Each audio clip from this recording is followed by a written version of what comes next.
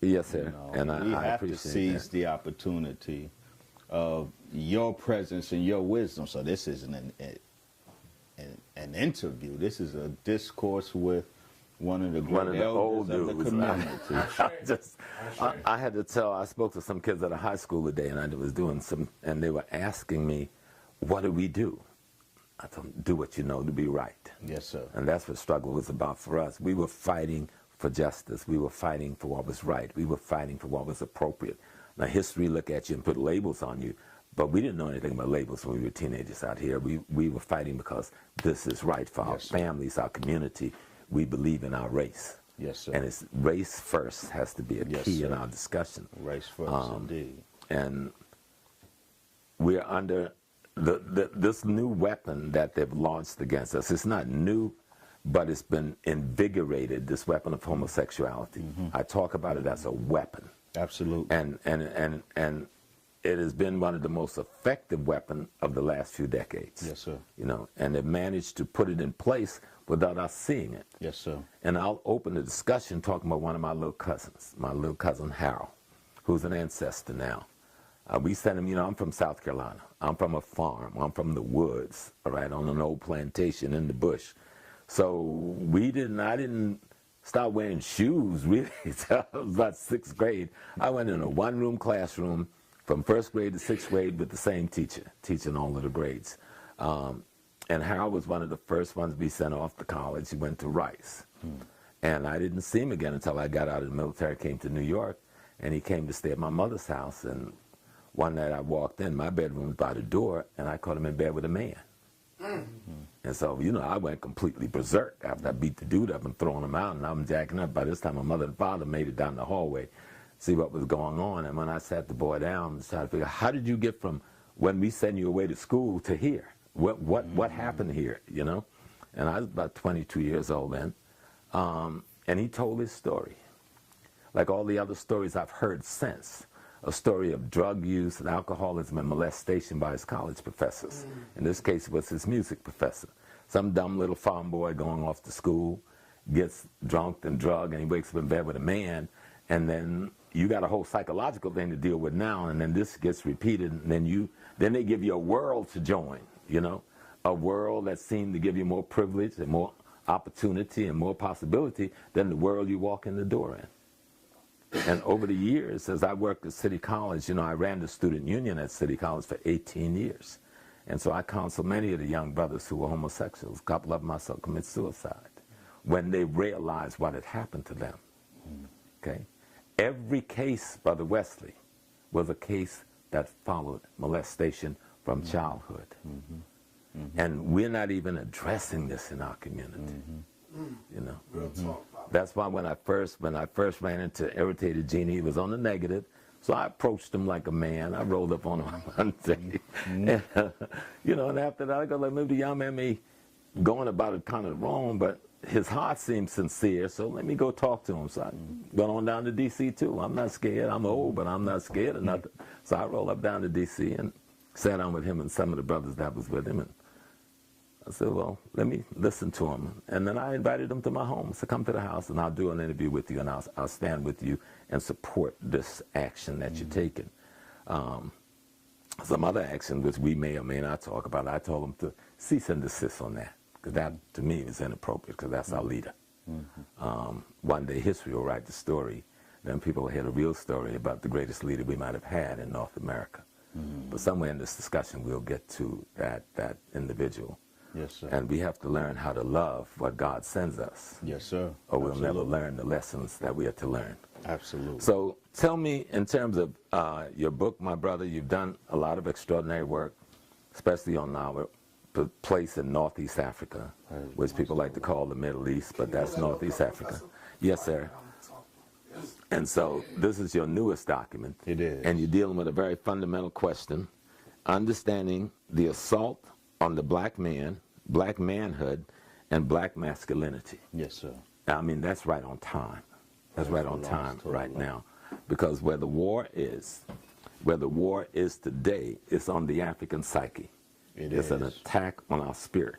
I don't say, you know, once I used to talk about African spirituality and we were spirit people, but I'm at a level now where I'm saying we are spirit. Yes, sir. Okay? Yes, sir. We are spirit Absolutely. having a human experience, and Absolutely. then we've got this other being who's trying to have a spiritual experience. Absolutely. So he's created his religions to see if he can get to Absolutely. some place that nature has not designed for him to go. Absolutely. And so we have a conflict. But what was the inspiration in putting together? I went through the table of contents, and you cover so extensively so many topic areas. So just an overview of what motivated the document. Yeah, yes, sir. If I can, in doing that, elaborate on or not elaborate, comment on and co-sign some of the important points you just made. Yes, sir. Like you, brother, Professor Small, who had to deal with homosexuality in your family from loved ones. That's an important point. Yes. Because most of us black people, and you know black people, we have extended family. Yes. So our family goes beyond mama, daddy, brother, and sister. So most of us as black people, somewhere in our extended family, there's homosexuality. Somewhere in our extended family, there's drug abuse. Somewhere in our extended family, there's sexual abuse, either as the abused or the abuser. So all of these cultural and social ills that we as conscious people rage against, most of us have to one degree or another, every one of them in our family, among those whom we love.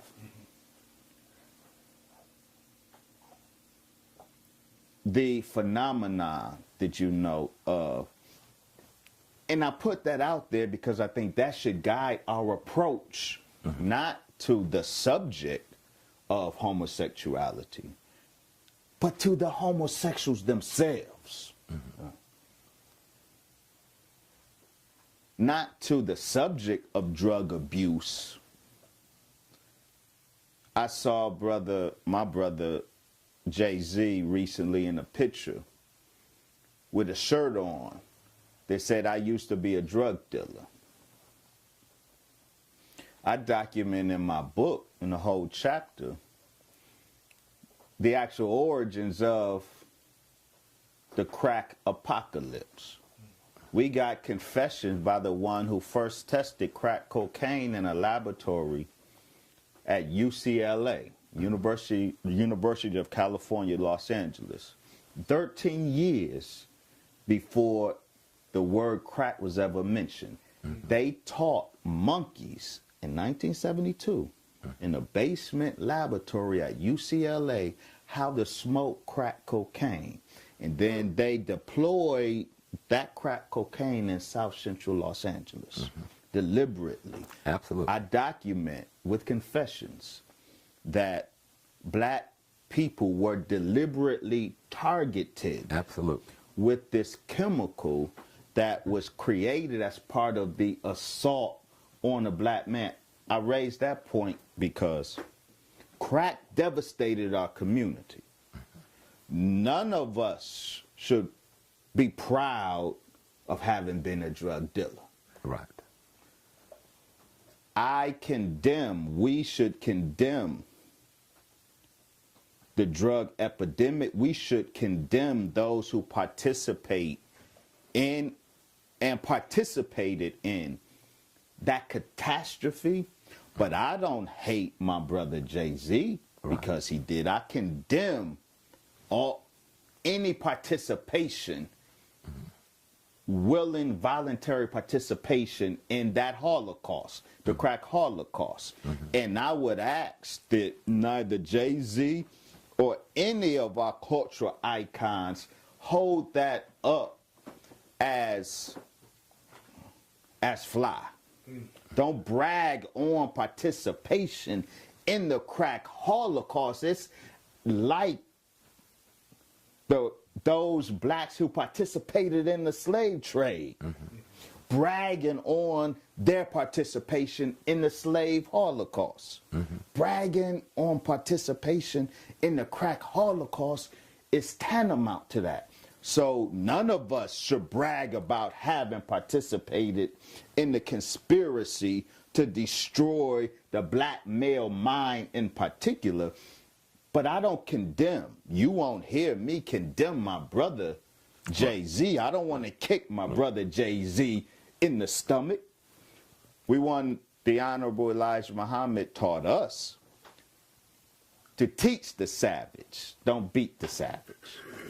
Or to teach those of us who are wayward, don't beat those of us who are wayward. So our family who are victims of the homosexual agenda, just as our family who are victims of the drug agenda, we love them. We sympathize with them. We don't want to beat them. We want to redeem them.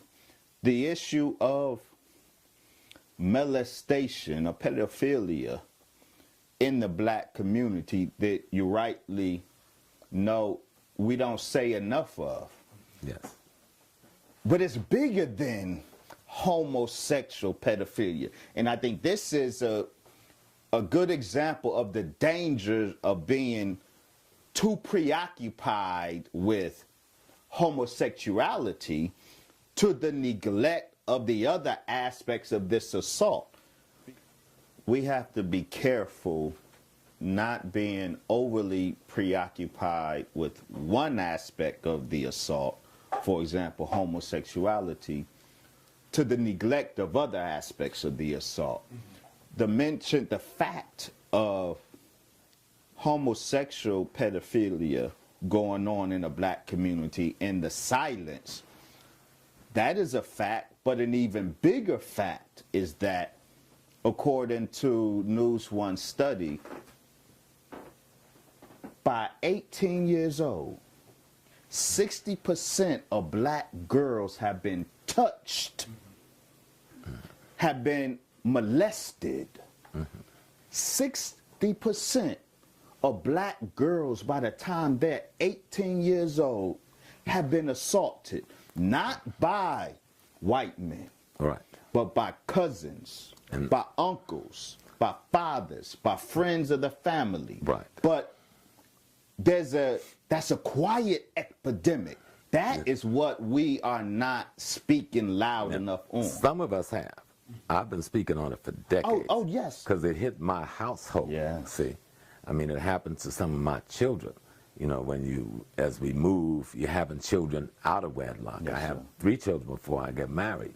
And you're thinking that until it happened to me, I didn't even know it happened in our community. I almost lost my mind, you know. I almost took the life of another human being. Yes, sir. Okay? Because I went crazy. Yes, sir. I couldn't believe it. And I took it on.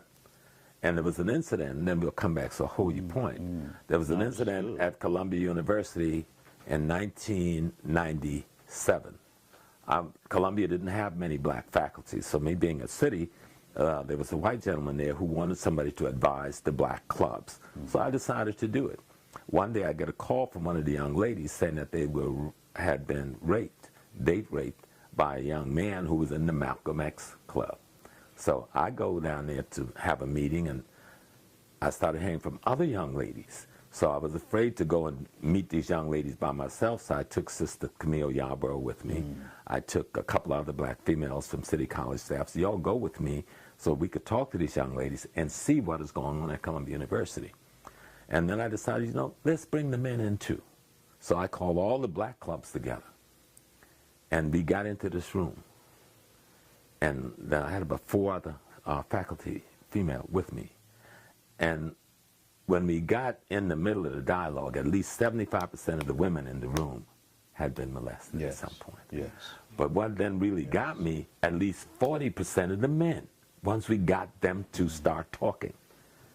And then the women with me started crying, most of them, and started telling their stories. And then I saw the extent of this thing in our community. I mean, it goes all the way back to that slave shit.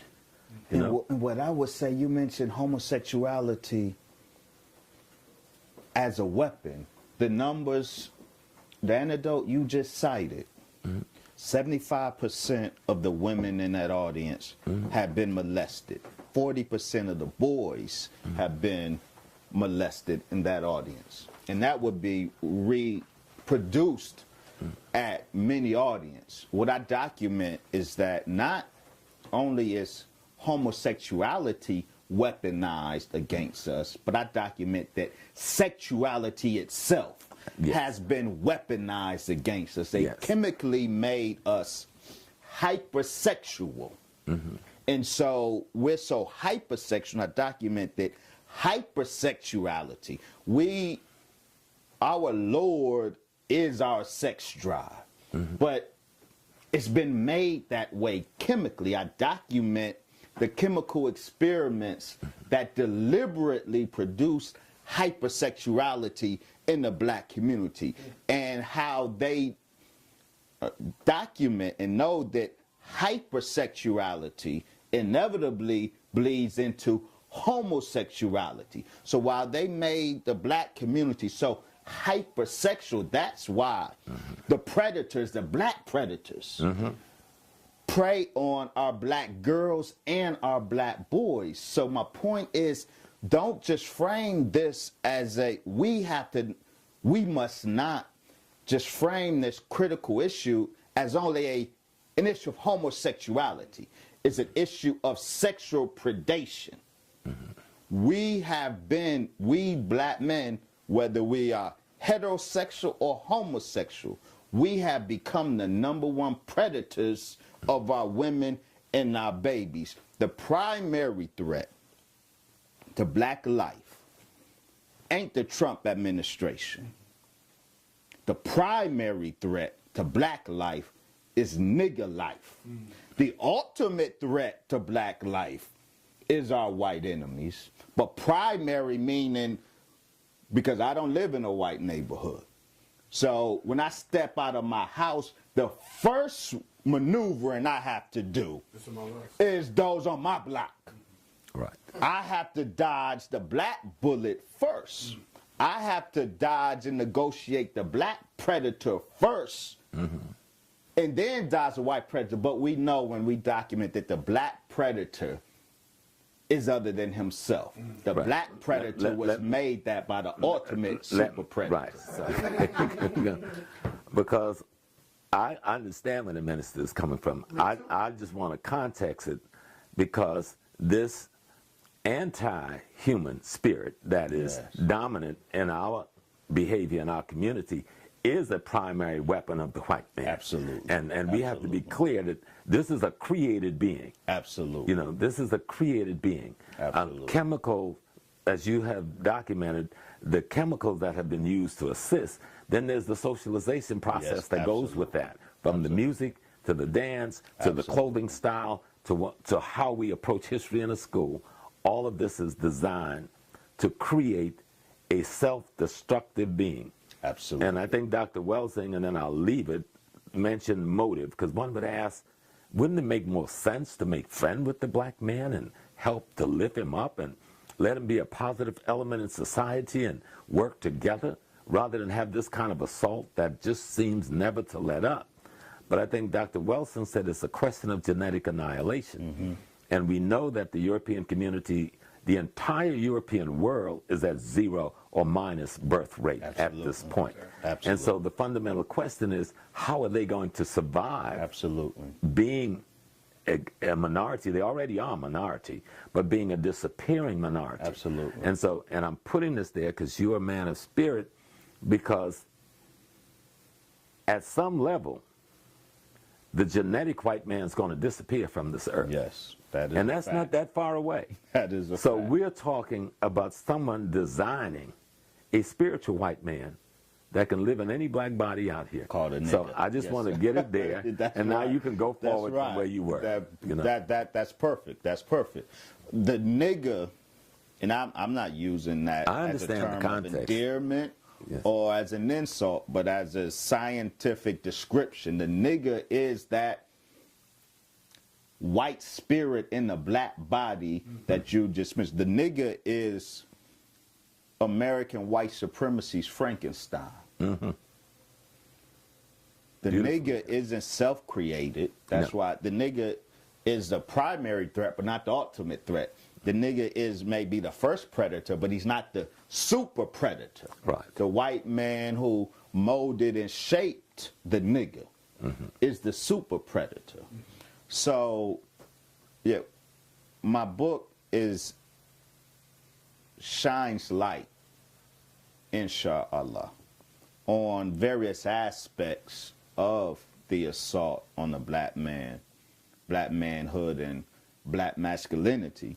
It's not just about, the point I would want to make, and then I'll close this point. Homosexuality is one part or one product of the assault. This new black homosexual phenomenon is absolutely a deliberate product, a spawn of this assault by the white man on the black man. But it's only one spawn of this assault. And it's critical. I will keep going back to the point. We must flush this issue of the homosexual agenda. We must expose every aspect of it. We must rage against it. We must fight against it. But not to the neglect of the other aspects of the assault, which my book documents in 22 chapters. The overall project of the white man, which is a global project and has been a global project for over 500 years, yes, sir, is the unmanning of the black male. Yes. He has systematically unmanned the black male everywhere he has gone. Well, I like the term, but as the elder, I get a little prerogative. Yes, you He do. has ungod the black man. That is, all right. I salute he has that. ungod the black man. I asked a question in a lecture. How do you make God gay? You know, just let that marinate. It's an offensive question, right? But think about it. Honorable Elijah Muhammad said, wherever you look at a black man, you're seeing God. We spent these last 20 minutes talking about black homosexuals. So somebody made God gay. How do you make God gay? There's only one way to do it. Make God not God. That's right. By making God not God, you can make him gay. And God is a being of power and force. Once you disempower the black man, and that's what white supremacy did, and has been the objective for white supremacy globally, disempowering the black male. By man, I'm not just talking euphemistically about man and woman, right, specifically disempowering the black male in the home and in society. That's what made God non-God and set the path or set the course to making him gay. But the unmanning takes place even before you get to homosexuality. Even if you don't get to homosexuality, a black male in his home who has no authority because he's living in his wife's house, because he has to get an allowance, he has to ask his wife for money because she's the breadwinner and not him. So he has no authority in his home. That's an unmanned black man. And because he's unmanned, because he cannot provide for her, she may love him, but she can't respect him. And so there's disorder in the home. That's deliberately done. Oh, agree 100%. That's part 100%. Of the assault. And my point is that needs as much attention as homosexuality. Agreed. All of the ways in which a black male is unmanned, socially, economically, culturally, intellectually, as well as sexually. All of those aspects are part of the assault that we uncover and document in the book. And Baba, may I just one? Yes. You mentioned hypersexuality. Yes. Now, this having you here, Dr. Muhammad, is a great teaching tool for a viewer right now that's trying to determine, because what is a healthy libido? What is working within the realm of healthy sexuality? And when do you cross that line to become a hypersexualized individual? Is it volume? Is it activity? Is it nature? What makes you hypersexual from your research? Sexuality is divine. You know, we Muslims. We ain't Catholics. We Muslims. We don't do the Catholicism in Islam because sexuality, sex is divine. Sex is the way God reproduces himself. Sure. Hypersexuality is sex with no discipline. Hypersexuality is sex as a spawn of impulse. Impulsive sexuality. And this is how they produced hypersexuality, by assaulting the biochemical that controls our impulses. The police, the biochemical police of our impulses is serotonin, the brain chemical. I document how they deliberately assaulted the serotonergic or serotonin system of black boys in particular, and this produced hyper-aggressiveness and hypersexuality because it made us slaves of our impulses. High serotonin levels is necessary to be in control of our impulses, our natural drive. When you lower serotonin levels, then we become slaves to our impulses, sexual, dietary, otherwise. That's why obesity runs wild in the black community. Impulsive violence, not strategic violence, impulsive violence and aggression. You looked at my woman wrong, so I'm gonna literally kill you. That's that impulsive violence. Impulsive sexuality. We'll throw it in anything that will spread her legs with no consideration of responsibility, no consideration of duty. That's hypersexuality. It's irresponsible sexuality. Sexuality is of God. Irresponsible, weaponized sexuality is of Satan, the white man. So the last part of that, the impulsiveness is what identifies. So it's not promiscuity, it's not multiple partners. It's just, now let's say you're in a monogamous relationship that you have impulsive sex in. Are you still considered to be a hypersexual person if you have one partner and you and your partner just decide to impulsively have sex? Is that still classified as hypersexual? Well, no, that's not what I'm talking about. You know, terms such as promiscuity, you know, those are, you have to define that in cultural context. Right? Because what's promiscuous in this cultural context is polygyny in this cultural context. True. So I'm not talking about socially loaded constructs. And nor am I talking about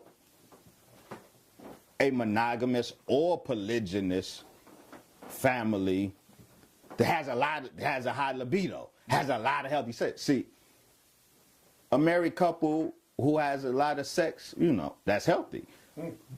Whether they have it once a week or 100 times a week, if it's consensual and they're responsible with it, praise belongs to Allah.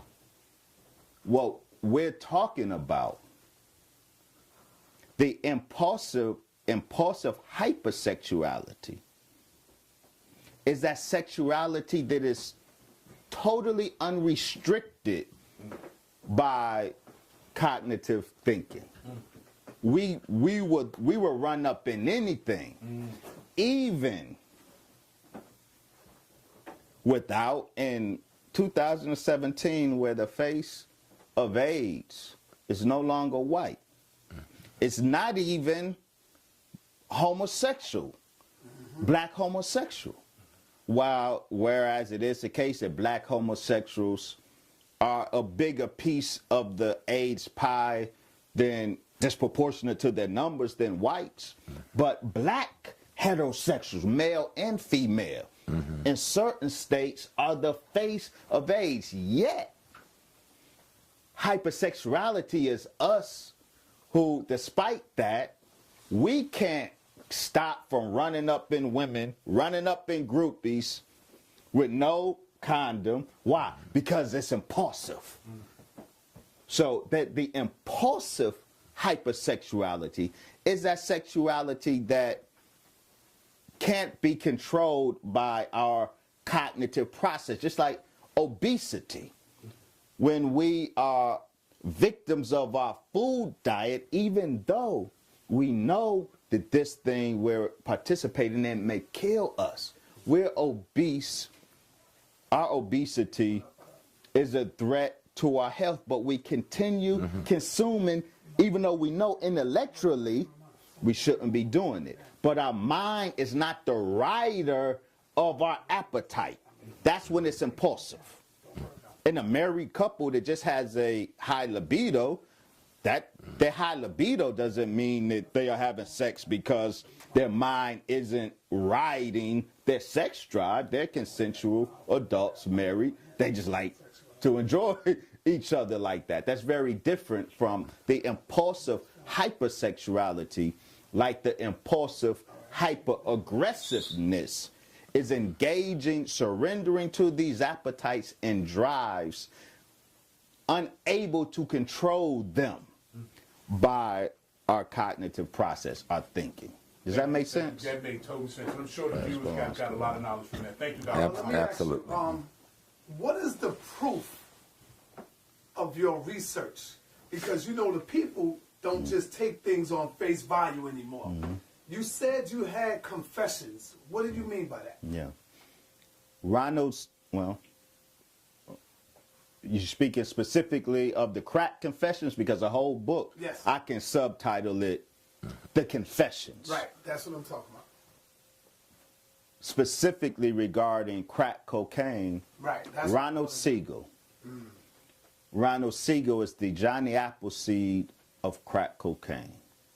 Ronald Siegel confessed in courts of law and on radio to having been the first one to, in his words, discover crack cocaine 13 years before the world knew what a crack cocaine was. He confessed to having trained monkeys in the basement laboratory of UCLA, trained them how to smoke crack cocaine 13 years before our people in South Central Los Angeles knew anything about crack cocaine, even powdered cocaine, because it was too expensive for them. We were still tripping on heroin and marijuana. Ronald Siegel is important because Ronald Siegel, the Johnny Appleseed of crack cocaine by his own confession, he's a protege of a very important devil, Dr. Lewis Jolyon West, or Dr. Jolly West, who was the Lord of UCLA neuroscience and psychiatry. Ronald Siegel was his protege. Dr. Jolly West's biggest claim to fame is he was an official, what they call CIA doctor.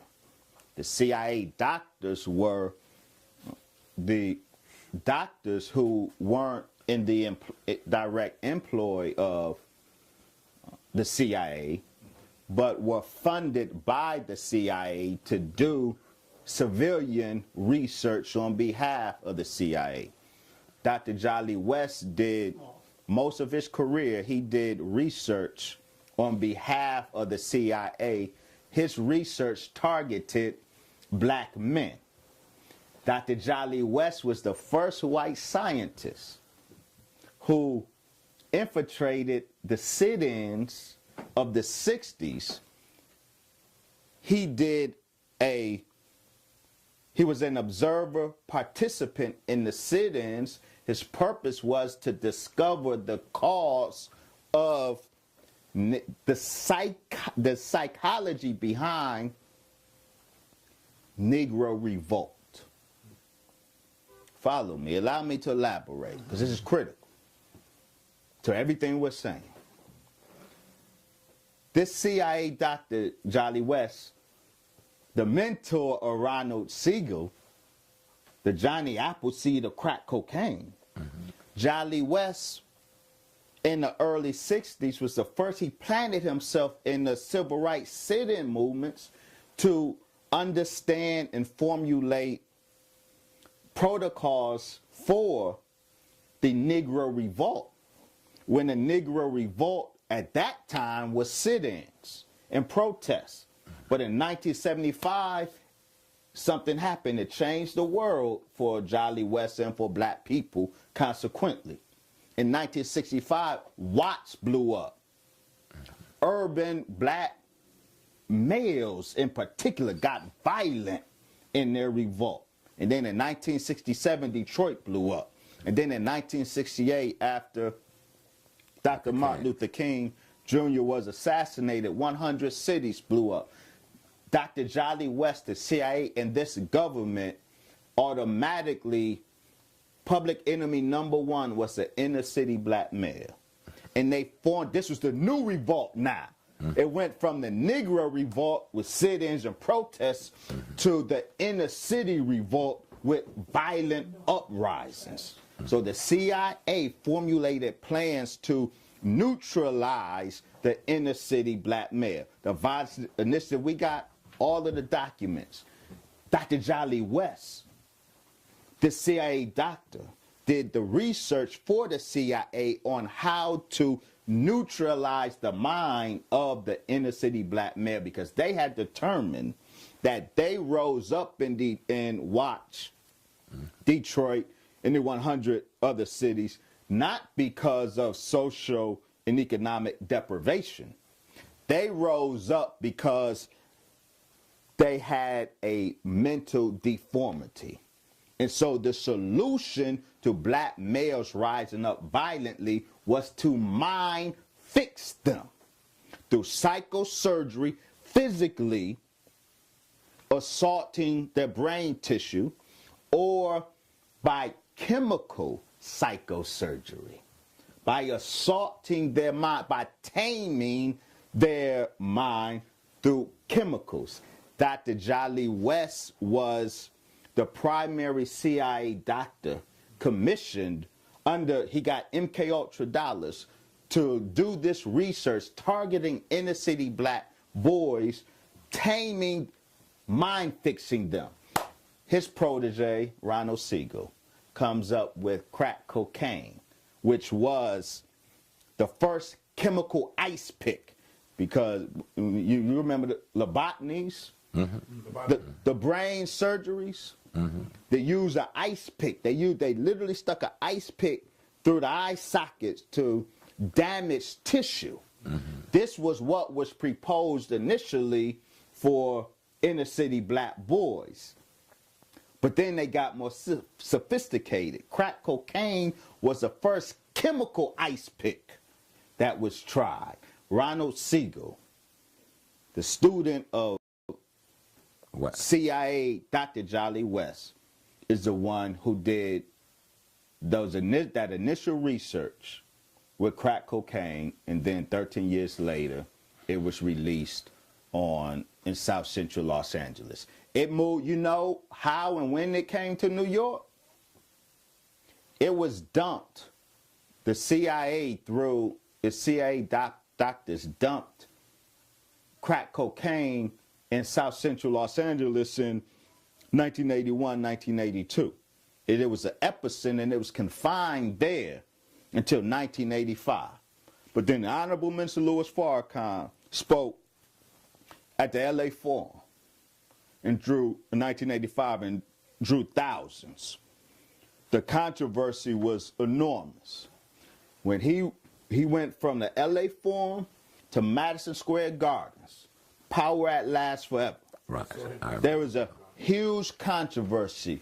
Everybody, all of the officials in New York did everything they could to shut Farrakhan down and disconnect what was looking like this magnetic connection between Louis Farrakhan and Black youth.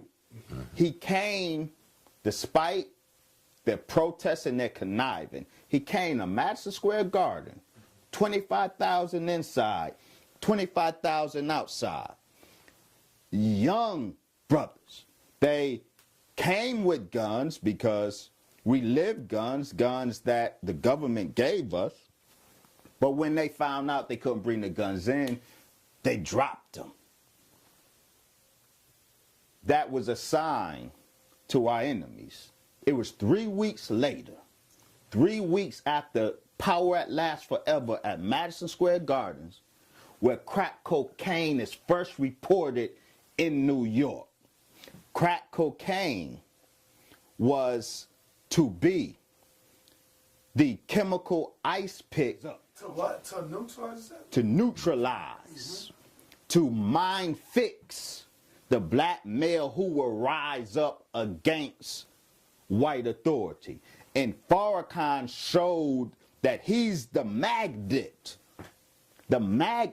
for those young black men who will be galvanized to rise up. And that's why when, after the Madison Square Garden demonstration, they migrated the crack apocalypse. It was silent in South Central Los Angeles from 1981 to 1985. It was unreported because it was licit. It was permitted. South Central Los Angeles was quarantined as the experimental zone. But the demonstration at Madison Square Gardens by the Honorable Mr. Louis Farrakhan, the evidence that he was the one around whom inner city black males could gravitate and get inspired to rise up. 3 weeks later, they migrated crack cocaine from South Central Los Angeles to New York. I document all of the confessions. Can I see? Yes. See, though you know how I do. I do footnotes and bibliography. So everything that we say is documented. We give the footprints for you to follow. But we got Ronald Siegel's audio confession, and we have his confessions in court of law where he an expert testimony, an expert witness in cases, and during those testimonies he confesses. But he wasn't, here's my confessing, he was bragging about having trained monkeys to smoke crack cocaine 13 years before the world knew what crack cocaine was. But so all the proof is there. I got a follow-up. Professor Smalls, you want to go before I follow up? No, go ahead. Okay, so you said white supremacy was behind this. What do you mean by that? Yes, and that's important. Right. I was thinking when Dr. Frances Cress Welsing, may Allah be pleased with her, she educated all of us on whites' fear of genetic annihilation. In the American context, the same circle of UCLA scientists who is behind ultimately the crack holocaust, those same scientists during the same period in the 80s innovated or contributed to and advanced what's called dominance hierarchy studies. For black folks, everything is about rights. Well, let me say, for the Negro, everything is about rights. Civil rights, human rights, all of this. But for the white man, everything is about power. And the dominance hierarchy studies were the scientific studies on dominant male groups and subordinate non-dominant male groups. They scientifically studied what made what makes dominant males dominant is there's something about them. And they discovered that there's a biochemical profile for a dominant male, a biochemical profile that inclines one to a certain set of behaviors that facilitates dominance. They discovered that there's a biochemical profile of non-dominant males. Non-dominant males have a different biochemical, not genetic, have a different biochemical profile than dominant males. And the biochemical profile of subordinate non-dominant males, that profile inclines them to a certain set of behaviors that perpetuates their continued non-dominance. They, Brother Sonetta, they deployed, or they came up with protocols on how to keep dominant males dominant and subordinate males subordinate. I say all this to your question. All of the assault is about power. It's about power. We want sex, we want this, we want rights, we want family, we want everything but power.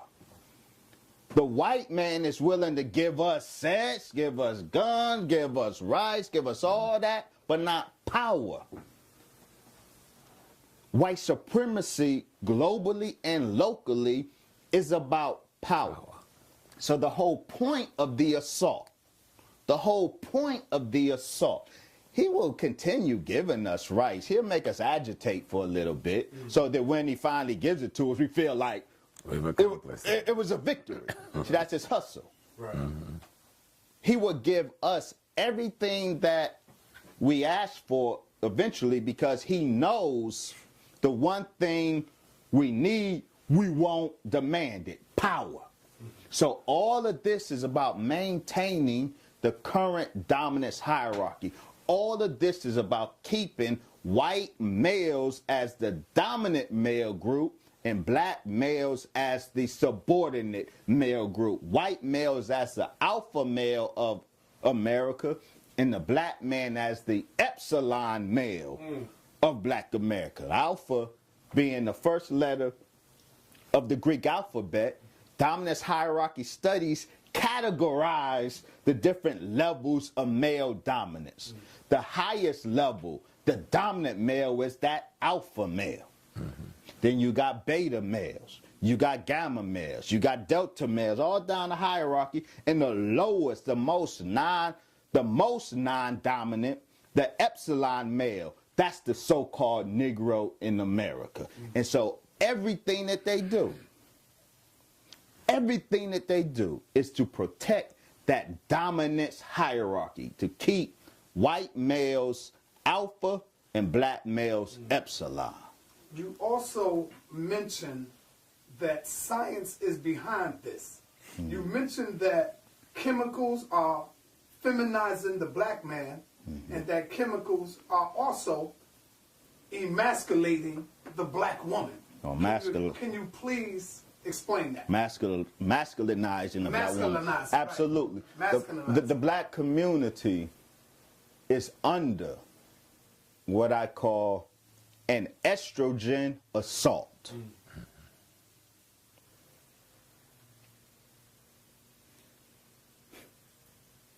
All the gun clapping in the black community, that's actually not a manifestation of hyper-masculinity. All the gun clapping in the black community is a manifestation of the feminization of the black community. See, we clap guns because ain't nobody fighting anymore. That's true. Right. Because niggas scared to fight. Exactly. Niggas scared to fight. The niggas can't fight. But it's easy to shoot. Any nigga can pull a trigger from a distance. We don't know how to shoot, so that's why we kill all these babies. Most of the babies, you know, the shooter We later bawling in tears because it wasn't his intended target. Nigga just can't shoot. And he's going to be at a distance because he's afraid to fight. All of the gun clapping is evidence of the feminization of the black community. And it's evidence of the estrogen assault on the black community. What do I mean by estrogen assault? Estrogen, of course, is the female hormone. Testosterone, the male hormone. Testosterone isn't a libido hormone.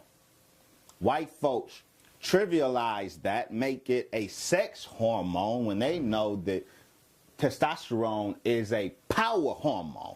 It's a dominance hormone. It's only secondarily related to libido and sex drive. It's primarily related to the drive for power. High testosterone inclines toward a drive, it feeds a drive for power in males. All men have estrogen in us. It's a balance, but it's minimal. Just like all women have some testosterone, but it's minimal. The black community is under an estrogen assault. How? The alcohol and the weed. 3 primary culprits. Weed, alcohol, and a birth control pill. Weed, alcohol, birth control pill.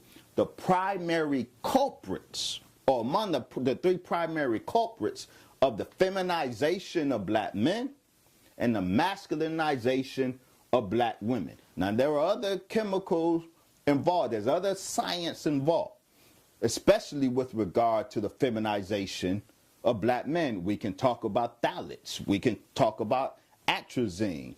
But weed and alcohol, marijuana, loud, 2017 herb, I don't care what you call it.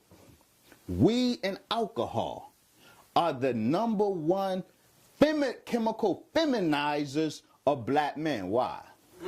That's heavy there. It is a fact that we have documented. The THC chemical in marijuana, the chemical that gets you high, is what you want, which it ain't holy if you taking a herb to get high.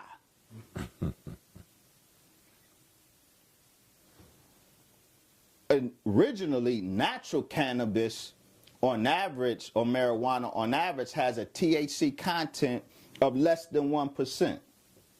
The marijuana that's being loud, the marijuana being smoked on the street today has a THC content of anywhere from 10 to 20%. Why was it, and I document how it was deliberately, the THC content in marijuana was deliberately increased. Why was it deliberately increased? Because THC assaults the testosterone of males. THC castrates, chemically castrates in 2 ways. It castrates the black man's mind, and it castrates the black man's his higher potency and his lower potency. Because THC not only lowers existing testosterone levels, it inhibits the production of testosterone. So black men have lowered testosterone. That's why there is no drive for power. That's why we happy with not real money, but crummy money. We're happy with fame. We're happy with rights. We're happy with this. And we have no desire for power because our testosterone system is lowered. Now, normally when you see when you see a nigga lighting up, he's also throwing something back too. Got the weed in one hand and a bottle in the other. Yeah. That's a double assault on your masculinity, because while that THC in the joint you smoking is lowering your testosterone level, the alcohol, we now know, alcohol exaggerates the natural long-term use of alcohol. Exaggerate artificially stimulates a natural process in a man's body. That natural process is aromatization. All men, like I said, all men have a natural amount of estrogen in us, a female hormone. The estrogen that we have is metabolized from or produced from testosterone. Some of our testosterone converts to estrogen naturally. That's the source of the natural amount, small amount of estrogen that men have. That process of converting some testosterone to estrogen is a process called aromatization because it's facilitated by an enzyme called aromatase. I hope I didn't lose. No, I'm rolling. What long-term use of alcohol does, what chronic use of alcohol does, is artificially stimulate the process of aromatization. So instead of leaving be at the natural amount of estrogen in the body, alcohol use stimulates it artificially, puts it in overdrive, so it builds excess estrogen in the man's body. This is why chronic alcohol users, if you ask them to get naked, I'm not saying you should, but if you ask them to get naked, there's two things you will likely discover in many chronic alcohol abusers. Man boobs and small testicles. Interesting. Dr. Muhammad, if I may bring you back to the question of power again, in that with lack of testosterone levels, the alpha male, one, doesn't seek, or doesn't become an alpha male, doesn't seek power. Now, you clearly are following the legacy of a lot of the men that the Honorable Elijah Muhammad has set on the path of knowledge, wisdom, in Malcolm X, in the Honorable Louis Farrakhan. Now, with the documented information and the confessions, like you said, even stated in courts of law, does this evidence rise to the point where this can be taken to a world court? Do we now have solid evidence of implicit genocide being committed on us? And then could we now seek power by clearly showing that this man has been moving in all ungodly ways to suppress our people? Unequivocally, yes. That's the point of the book. The Honorable Brother Minister Louis Farrakhan, in fact, stated to the world that he's sending that book with its evidences to President Donald Trump and Attorney General Sessions. He's sending the book to the White House for them to study before they pursue the course that Donald Trump has been threatening to roll up in Chicago. Because what we document irrefutably, which will stand up in the world court, and we're taking it to that's why we're sending it to the White House, bringing it to their attention. We're making this a matter of global consciousness. Because we document the origin of the inner city carnage. It wasn't self-created. The government, Donald Trump, he's never been a politician. So he never had the privilege of sitting in the briefings, either on the state or federal level. So there's things he just don't know. He doesn't know that the government that he is now CEO of deliberately, scientifically created the carnage in Chicago, in Detroit, and elsewhere that he now is threatening black people with federal troops. So the minister said he's going to send the book with this documentation to the White House for them to study before they decide to move on our people in Chicago. So unequivocally, yes, we are prepared. We have the documentation to take the case to the world court. to Congress, to the White House, to Switzerland, the World Court, we are prepared to take the case. But I want to put the footnote on that. Weed and alcohol. And then I'm going to get to the birth control pill, the masculinization of the black woman. Weed and alcohol are the two greatest assaulters of black male masculinity. That weed lowers, reduces testosterone, that alcohol increases estrogen. That's why black men are so doggone emotional and impulsive. That's part of the feminization. Black women, the Most Honorable Elijah Muhammad told us that the birth control pill was genocide. He said that the birth control pill was designed to keep the black family. It was an assault on the black family. Now we know why. Not just because, you can't get pregnant, but the birth control pill masculinizes women. How does a birth control pill masculinize women? Most birth control pills have high levels of estrogen in them. What they learned was, while excess estrogen feminizes men, excess estrogen masculinizes women. Women have their set amount of estrogen levels. Excess estrogen doesn't make them excessively feminine, except in the sense that, in the metaphor, the man traveled so far north, he ended up south. Excess estrogen masculinizes women, subtly, but definitely.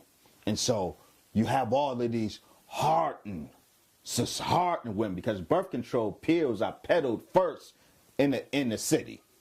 And so black women are consuming all of this excess estrogen, and it's masculinizing our women. It's a fact.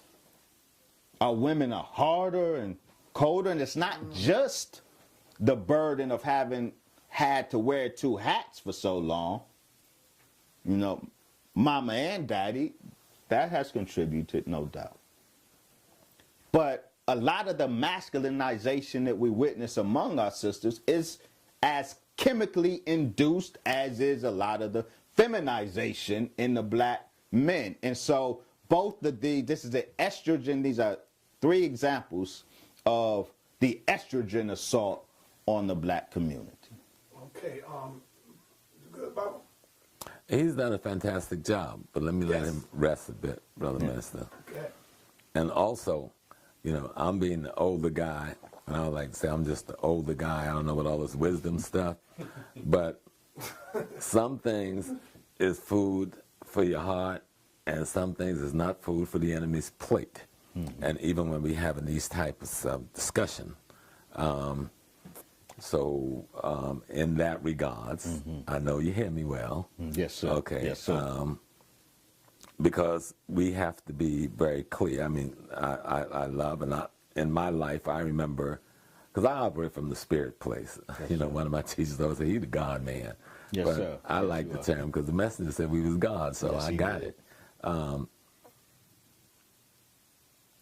We use, and we've been married now 47 years, and when we first got married, like all young people, we wanted birth control, but we didn't use the pill because I learned about the thalidomide thing when I was about 16 years old, one of the Puerto Rican sisters, and the deformity, and I didn't want to bring that to my wife, so we tried the coil twice. Then we decided, you know what, we ain't using nothing.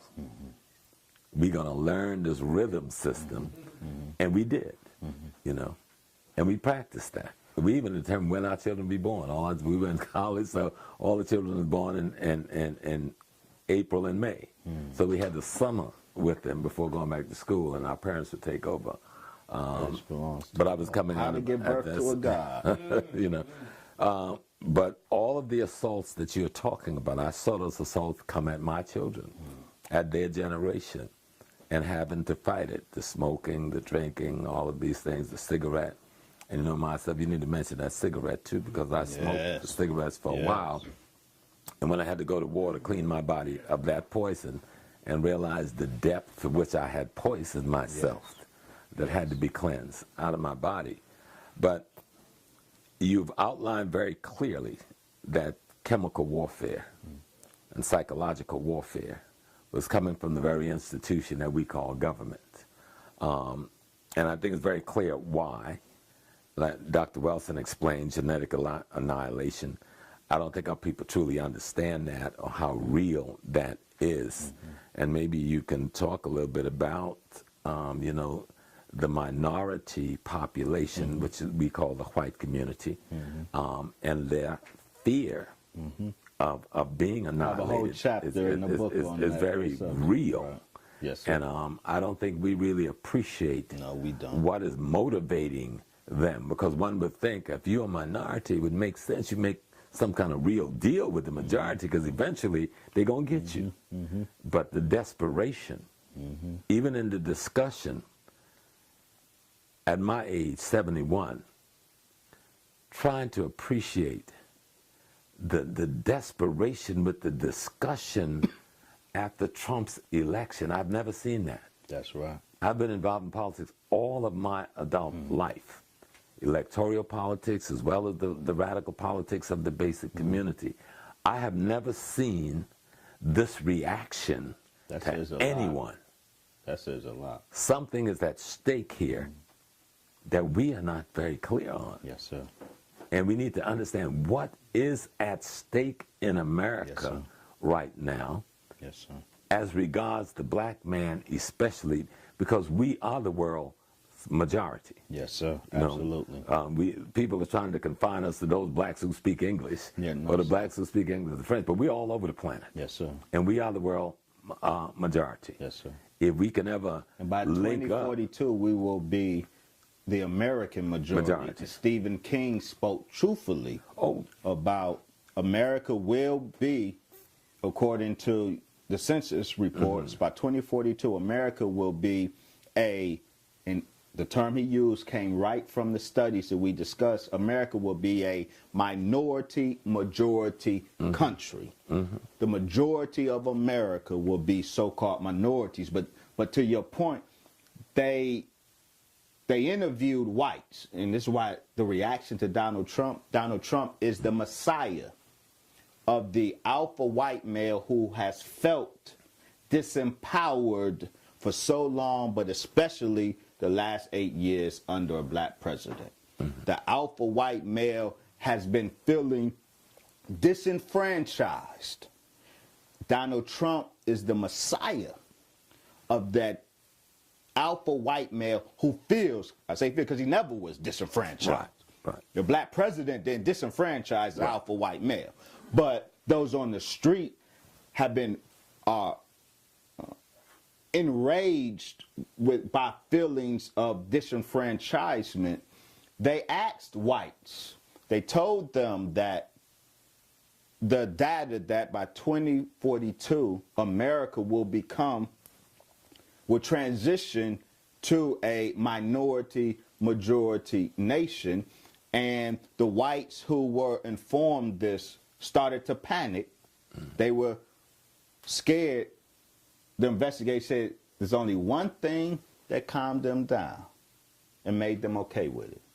When they told them that the data shows that even though by 2042 America will be a minority-majority country, but that new white minority will still be at the top of the dominance hierarchy. And their anxiety depleted. They were happy because this is about dominance. This is about power. Donald Trump bogarted to the top of the American political structure on the feelings of disenfranchisement by America's traditional alpha males, that white man. And so the reaction, there's another group in America who's reacting, and I'm not talking about the black folks, because we are reacting based on being motivated by those who are reacting, Right. based on having the information on what the problem really is for them. When I watch the commentators and I watch certain white ethnic communities respond to Trump with a viciousness I've never seen. Mm-hmm. I've never seen that level of viciousness, not even from a white man, you know. And so, having just returned from Africa, and Ghana in particular, where they just had a new election and just had a new president elected in Ghana, and the party that is very much akin to the Republican Party here has just taken over government. And having listened to the president, I was there for the independence, 60th independence celebration, and listened to the president give the history of Ghana's independence. And I never use the term revisionism, but that's the first time I've heard it coming from an African head of state, where you can talk about independence in Ghana, and you mention Nkrumah maybe once or twice. Wow. Now I'll probably get in trouble when I try to go back to Ghana next week. But something is afoot. The thing that the thing that was beautiful about it, President Mugabe was there, along with other presidents, but he was the person who. That's right. He's a man. Yes, sir. As an African man, Yes, a God man. I say indeed. And the new president of Ghana embraced them wholeheartedly. So to his credit, that lifted my spirits. Praise belongs to Allah. We know that the resources it takes to run the Western technocracy can only be found in the continent of Africa, Absolutely. in its earth, there. And so the domination of Africa anew has to be a major part of the agenda. So Absolutely. I don't know whether you've spoken to that in the book, but I know everything that you've said thus far, and looking at the table of contents of the book, that there can be no discussion about the black man and his condition and situation under white supremacy and its assault without an understanding of how this is going to affect the continent of Africa itself. I deal extensively with Zulu masculinity. I think I argue that the situation of the Zulus of Southern Africa are prototypical in terms of white supremacy's systemic unmanning of the black male, but specifically the type of manhood that strikes the most fear in the hearts of white supremacy. In the Zulu case, is prototypical because pre-colonial Zulu masculinity has its nearest parallel in America with the masculinity that the Most Honorable Elijah Muhammad produced in the FOI. I document how the British in particular systematically targeted pre-colonial Zulu masculinity. There was a very distinct masculinity. It was martial, they were tight militarily, but it was martial with morality. It was masculinity that was martial, meaning military, but anchored in integrity and social consciousness. It was a beautiful display of masculinity. It was not just a exquisite or exceptional use of spears that humiliated the Queen of England or the British during at the loss by the British Army's loss to the Zulus. It wasn't just the use of the exceptional use of spears. Zulu masculinity, they declared, white colonials declared that the Zulus were the #1 obstacle to white domination in Africa. And it's anchored in that very peculiar form of Zulu masculinity. And that Zulu masculinity, I must note, was anchored in the recognition of the black god Nkulunkulu. The Zulus today, post-colonial Zulus, have a very Christianized perspective of an Nkulunkulu. Let me see if I can wrap a little history around what Dr. Wesley is saying.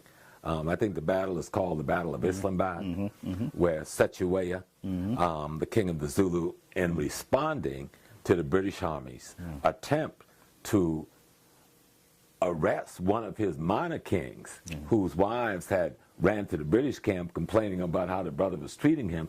He went and asked for the return of his wives. When they didn't give him, he took his women, like a man's supposed to do. So the British went to Sechuaya, the arching king, and says, look, turn that guy over to us. So that ain't happening.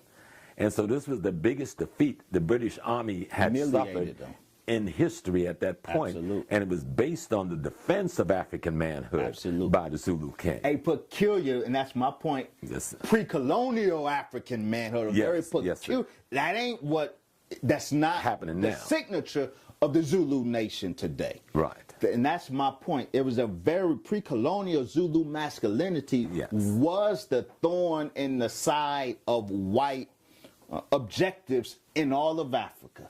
And that's the reason, and that humiliation, that military humiliation was the last straw. The British systematically dismantled Zulu masculinity. The Zulu nation was undone because the British specifically undercut Zulu masculinity through religion.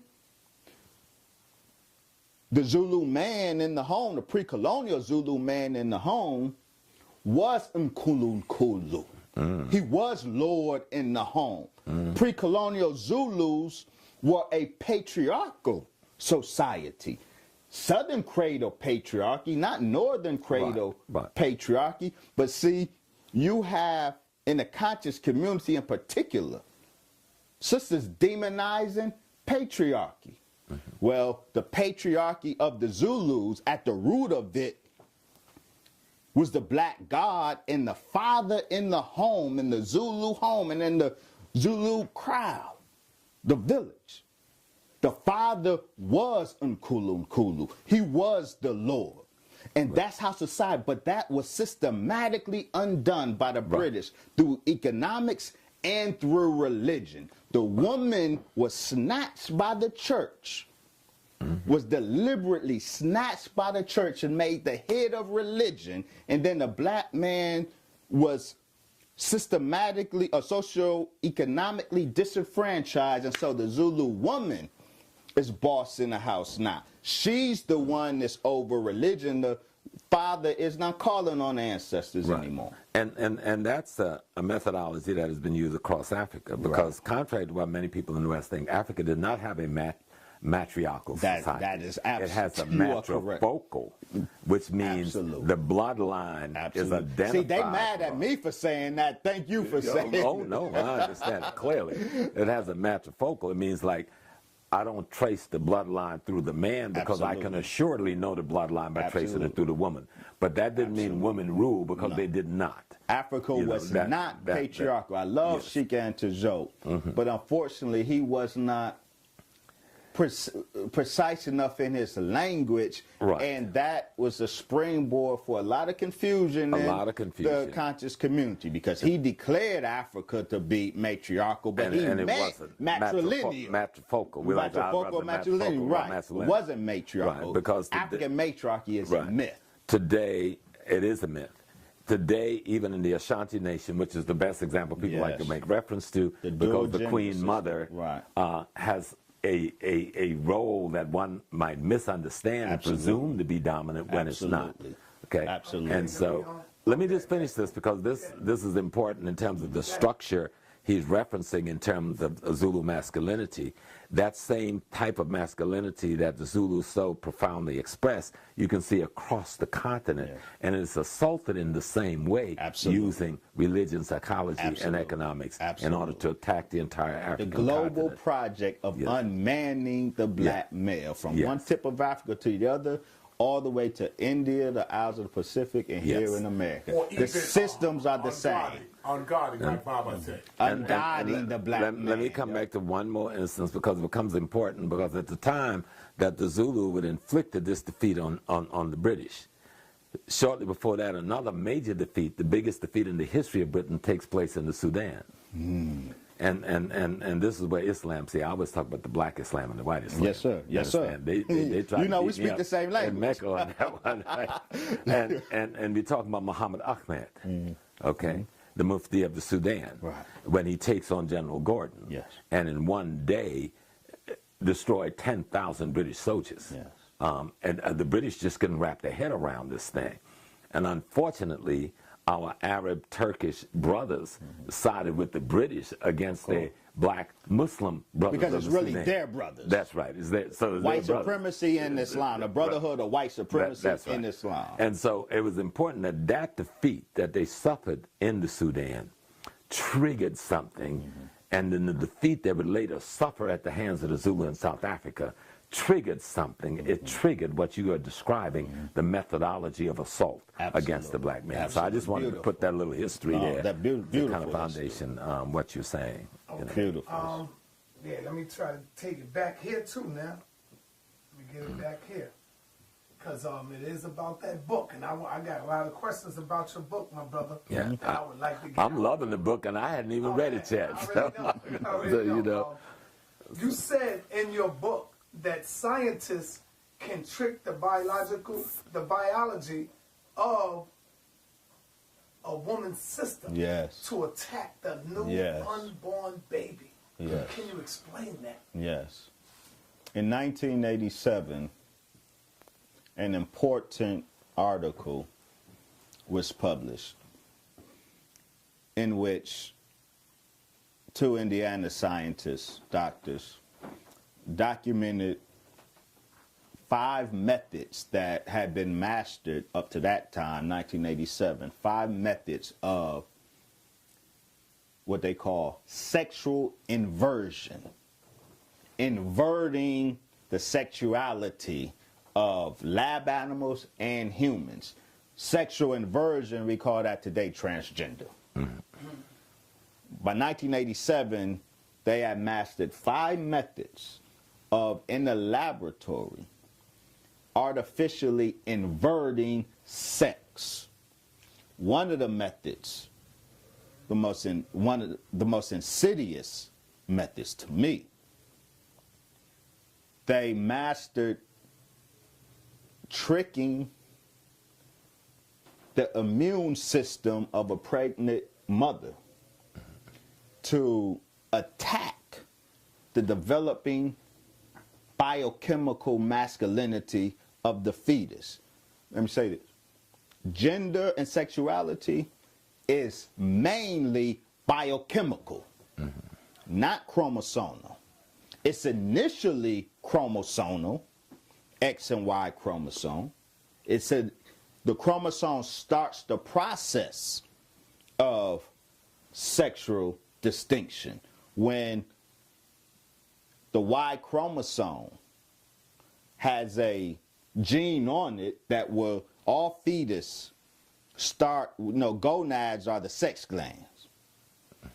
In males, the gonads are testicles. In women, the gonads or the sex glands are the ovaries. But in the beginning, that original sex gland in the fetus is neither male or female. It's neither testicle or an ovary. It's the gene on a Y chromosome that will determine that the gonad becomes a testicle. Otherwise, it would just be, if there's no Y chromosome, it would just by default become an ovary. But that's the end of genetics in terms of the development of sexuality. From that point on, sexual distinction, gender is a biochemical process. This is important because biochemistry is easily manipulated. Absolutely. When they discovered that gender and sexuality is mainly biochemistry, that was the key to manipulating gender and sexuality, by manipulating biochemistry. So in this method, they were able to trick, in a laboratory, trick the pregnant mother's immune system into, the immune system recognizes foreign substances in the body and sends white blood cells to attack it as an invader. They are able to trick the immune system into not recognizing the masculine biochemistry, the androgens that are developing in the male fetus, not recognize them as native, treat them as foreign, and send killer white blood cells to attack the masculine hormones or the masculine biochemistry of that fetus. So the mother's immune system assaults the developing masculinity of her own male fetus. And they come out, many of them, looking normal on the surface in the beginning. But then as they grow up, behavioral and anatomical changes develop. You start seeing the effect of that mother's assault on the biochemical masculinity of her fetus. And that's why some of our people are born gay.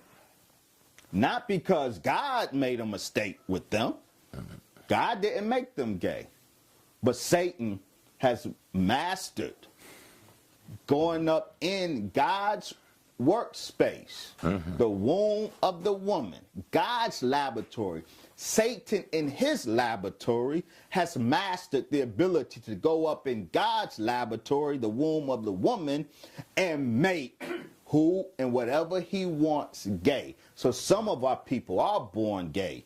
Some others of our people have been propagandized as gay.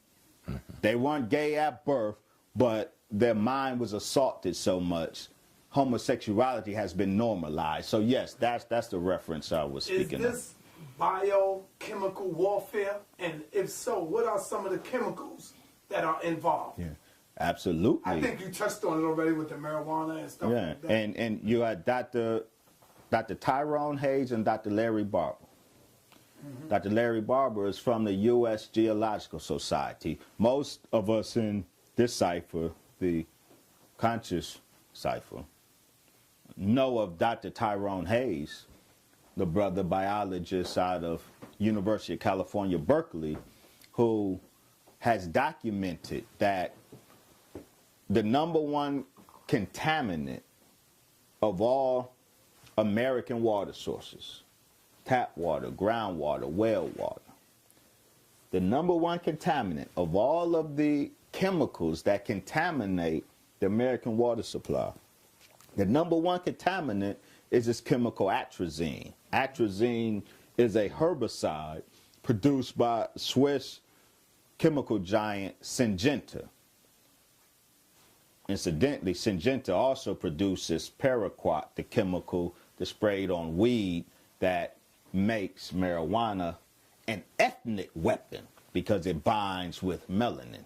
But atrazine, Dr. Tyrone Hayes, who was under the employ of Syngenta to study the effects of atrazine on the ecosystem because it's the #1 contaminant of the ecosystem, he discovered that atrazine in our water literally induces transgenderism across species, not just amphibians and reptiles, but in mammals as well. Atrazine literally changes sexual biology. It induces the conversion of males into females. Not only is atrazine the #1 contaminant of American water, 2007, the Associated Press did a several-month-long investigation of the water supply and its contamination by various pharmaceuticals. And what the Associated Press investigation found out, collaborating what Dr. Larry Barber of the U.S. Geological Society discovered when he did his investigations in the late 90s, the most contaminated water with these pharmaceuticals, these chemicals, is concentrated around inner cities. The Associated Press, in their several-month-long investigation, found that the inner cities have the highest concentration of these chemicals that's feminizing our men. Why are these chemicals congregating around inner cities? Well, it's because it's that inner city black male that has been the target of almost all American covert operation since 1965. That inner city black male that will rise up to violently challenge the dominance hierarchy. So all of their most insidious plans, their most insidious operations have been designed to keep the inner city black male from ever rising up like that again to challenge the current dominance hierarchy. So atrazine is one. So let me ask the question, because I have to keep coming back to a space that most of the conscious community don't dwell in, and that's the space of spiritual essence. Yes. Because as we are under attack chemically, and you've vindicated me in a lot of things, what you have said tonight, thanks a lot for that. Because even in addressing what the birth of hip-hop was, I considered initially is a spiritual response to the attack on the black male, particularly in the inner cities. And so my question to you now is, we know what is called spirituality and what is called divinity. What is the Ewe, call it the Ewe of the people of Ghana and Togo, for the general audience, refers to the divine, or what we call the God, as Sogbe Lisa, and that means the totality of creation itself. And so creation is artificially, because the attack on the African essence and the African male is an attack on God. Absolutely. Okay. And the response by this element in nature that we call the white man, he's attacking divinity itself. Absolutely. In attacking us. And so have you looked at the divine response? I got 3 chapters on I know that you must, subject. if you're coming from the nation. This is not, but I want to hear a little bit about that. I document that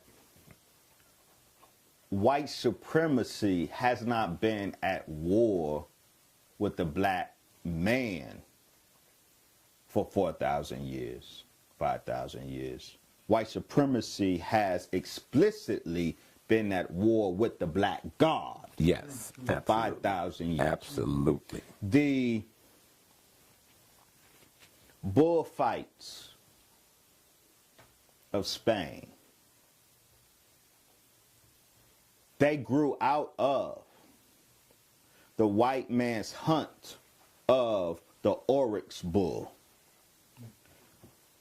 White kings of the ancient world, the Assyrians took it to its height, and then the Romans inherited it from the Assyrians. The oryx bull was the mega bull it was a mega beast in the ancient world. It's not the common bull. Right. It was a huge beast. It was a black bull. It was the hieroglyph across the globe. It was the hieroglyph for the black god.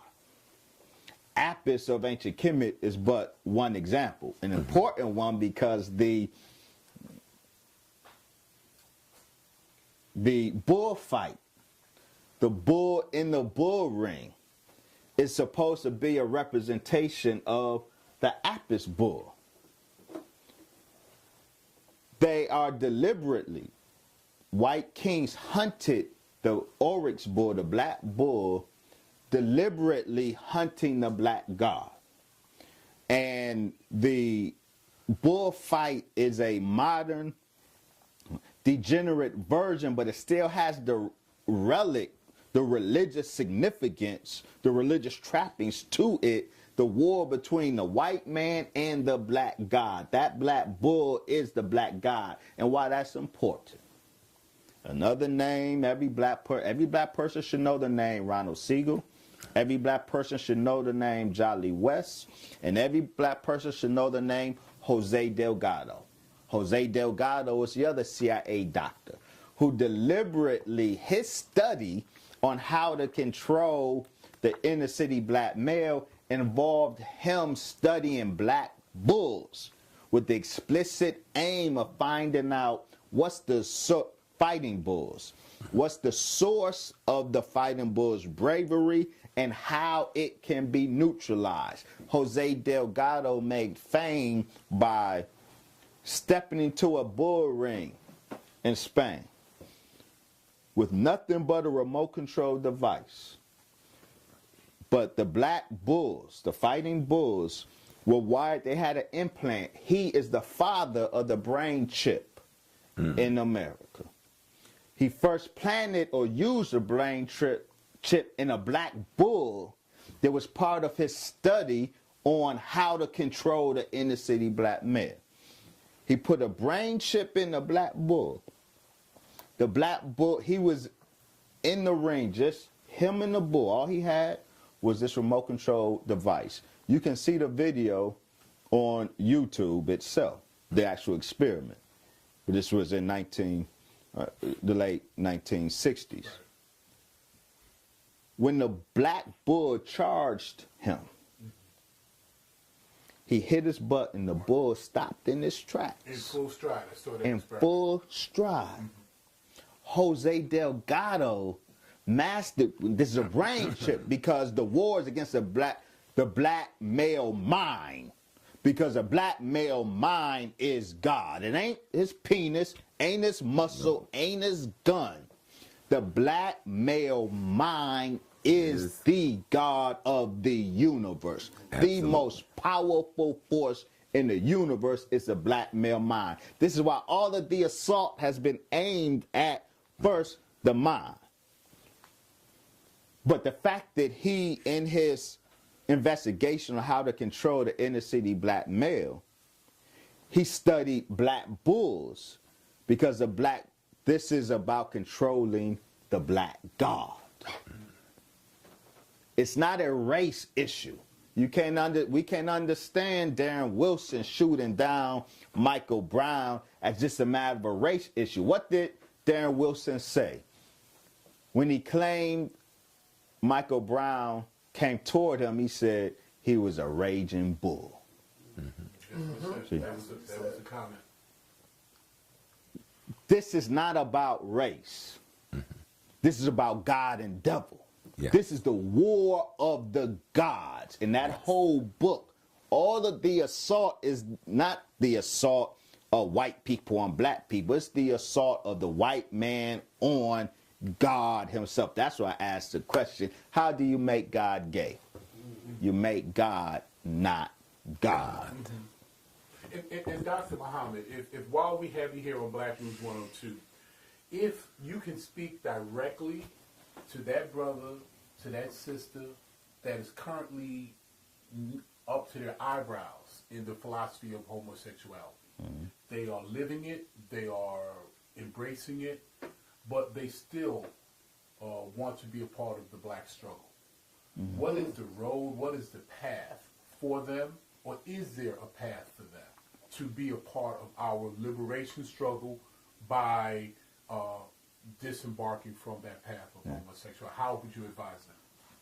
Yes, there's a path for them, the same path that there is for the black drug abuser, the same path as there is for the black womanizer. See, for me, brother, as a student of the Most Honorable Elijah Muhammad and a follower and student of the Honorable Brother Minister Farrakhan, we speak of liberation in slightly different terms. See, for me, for us, liberation is predicated upon resurrection. See? Redemption. There first must be individual, personal redemption. See, a nation of niggas ain't never going to be liberated. Absolutely. I don't care how much strategizing you do. I don't care how much weapons money, you secure. whatever. There will never be the United Niggas of America. There will never be that. No, right on, my brother. Liberation You got will be an eventual consequence of de-niggification. Very true. Yes, sir. You use that word a lot, man. I do. I do, yes, because the white man, God made man and the white man made the nigga. You know, the last poet said, die, nigga, die, so that black people can live. Right. The nigga is the white man's creation, his Frankenstein. We have been niggified. Personal liberation is first de-niggification. Stop doing that nigga shit. That's right. That's what they say. Not just homosexuality. That's why, don't obsess over the homosexuals. Because that's only one small piece of it. That's only one small piece. That nigga shit I may be doing, that nigga shit you may be doing is just as countercultural to the cause of liberation. So there is no liberation before personal redemption. To liberation as the womanizer does, because it has to be personal redemption. And that's why the Honorable Brother Minister Louis Farrakhan doesn't throw our homosexuals out any more than he throws the drug abusers out. Y'all may be self-identified bangers on a white man, if you will, but most of you who claim to be banging on a white man, you don't bang on no white man. You bang on all black folks. I ain't never seen none of you niggas really banging on the white man, never. Talking shit on YouTube ain't banging on the white man. That's right. Nothing you do alters the current dominance hierarchy, nothing. We don't claim to be bangers on anybody. We being a nation. We being a nation. Now, if we gotta bang, we do what we do, but that ain't our mission. We are redeemers of our people. Right. Redemption is the personal redemption, not in a religious sense, in a spiritual sense, but not in a religious sense, in a real sense. Redemption from obesity kills. So redemption is eating to live, changing your diet so you have a diet of life versus a diet of death. That's redemption. So our path to liberation goes through the personal path of redemption. Redemption from all of the ills that the white man has hoisted on us. Homosexuality being only one of them. All right, so that brings me to this question here. What is the difference between what you teach and what Irritated Genie teach? Because he's been teaching the effeminization of the black male for some time now. Is your approach more scientific?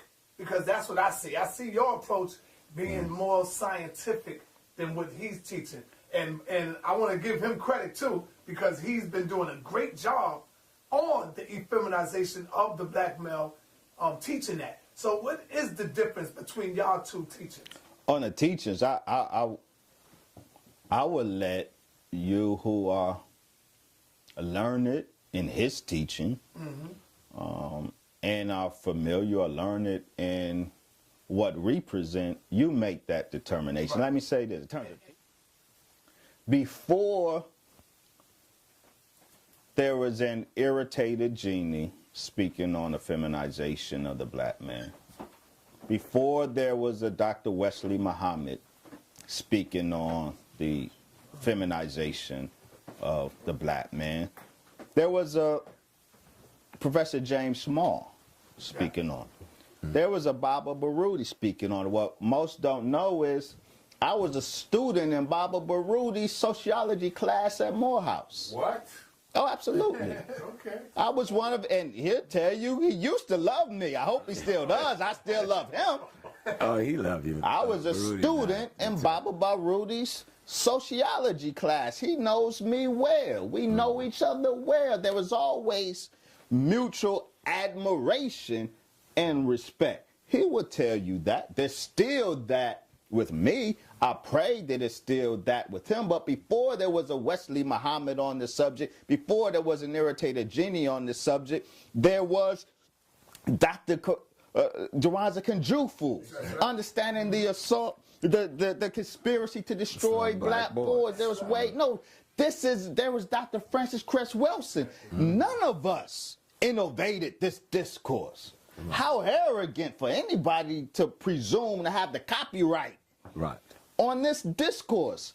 Irritated Genie, me, you, and whoever else are contributing to a discourse that long predated us. So no one should be out there talking about, I said it first. Nah, dude, you didn't. I didn't. He didn't. I didn't. No. So we're all contributing in our own individual way. Irritated Genie is contributing in his way. If you are more familiar with his teachings than I, you make that assessment. I won't assess any raging, any work against the assault is a good work. Yes. All of us have to get on the various edges of this table to carry it. Ain't no one man carrying this table. May I, if you don't mind, Brother Minister, bring you back, because that part is important for me, and I appreciate what you just said and the way you said it, because if they weren't deaf, blind, dumb, and crippled folks, people like us who say we're trying to aid it while we are being redeemed ourselves, and the redemption of our people would not have a purpose. That's right. And the very people that we sometimes condemn and want to destroy are the people we were sent to help get redeemed. Absolutely. And we've got to be very clear about that as we move forward. Absolutely. That's very critical. So we don't beat, I don't know the teacher, we in the Nation of Islam, we don't seek to kick in the stomach. I saw a meme. You ain't gonna see no memes of a homosexual being kicked in the stomach from us. We don't want to kick your family member who fell victim. We don't want to kick him in the stomach. We want to offer brother help in a path toward redemption, personal redemption.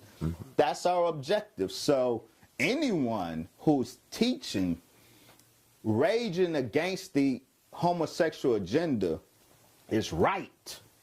And I salute and applaud all of the activists and workers who are raging against this assault. Raging against or assaulting individuals, especially before they have the opportunity for redemption, that's wrong. I'll cite this as an example and close the point. The Honorable Brother Minister Farrakhan spoke highly of our brother, Tyler Perry. There are those who got mad at the minister, claimed he promoted homosexuality because he had kind words to say about Tyler Perry and his art. Because Tyler Perry wears a dress in his movies, they did not like that the minister had a kind word to say to him. Those, whoever it may have been, those who would assault, excommunally or culturally excommunicate Tyler Perry because he wears a dress and is feminized, those who would excommunicate for him for that, those who would demonize him for that, can't turn around and claim to be advocates of the victims of pedophilia.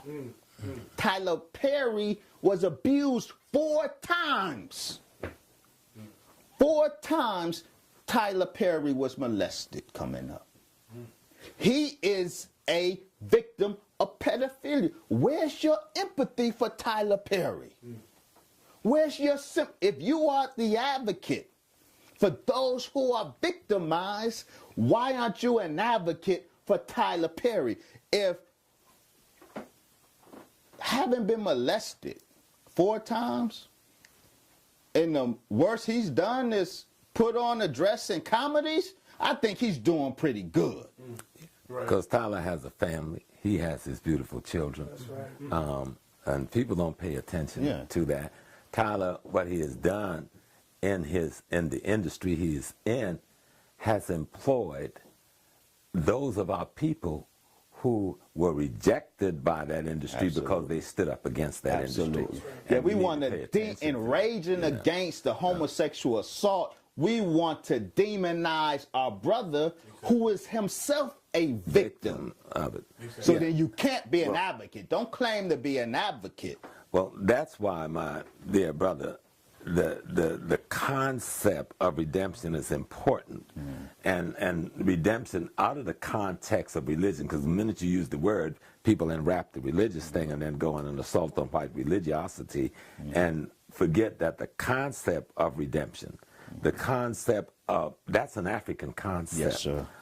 Even the very word voodoo itself comes out of that concept, where in the Ewe language, again, they use the term voodoo Godzi when they're talking about the essence of the divine being developed in man, redeeming man from the negative assault on nature itself. That man is then called, in that process of redemption, voodoo Godzi, a God man. He's becoming a God man.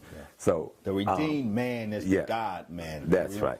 And so the fight, but a lot of times people ask you, why are you fighting? I'm fighting to be God again. Yes, sir. Absolutely. But to make it simple enough for people, many of the people who, I don't like to use the term conscious community. I actually don't use that term because the very community we call unconscious is very unconscious. Absolutely. And but don't know that they're unconscious. Absolutely. And it's for at least those who have some sense of the need or the path towards consciousness have to tell the unconscious, part of the enemy's strategy is to make the unconscious think they're conscious. Absolutely. And we need to be clear about that. And I want to come back because to the word, the so-called N-word, the word nigger, that the brother asked you about the using. And I've asked people over and over, who started the discussion about that word? It wasn't our community that started that discussion. Why was that discussion started? And why the use of the word was so vehement about removing it from our vocabulary?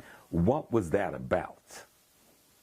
And I think when you understand, I think you explained it well a little while ago, if I've created, I being the white man, a nigger, the last thing I want the nigger to know is that he's been created a nigger. Absolutely. That's right. So let him not even use the definition or the phraseology, because he might recognize that it fits in. That's right. That's right.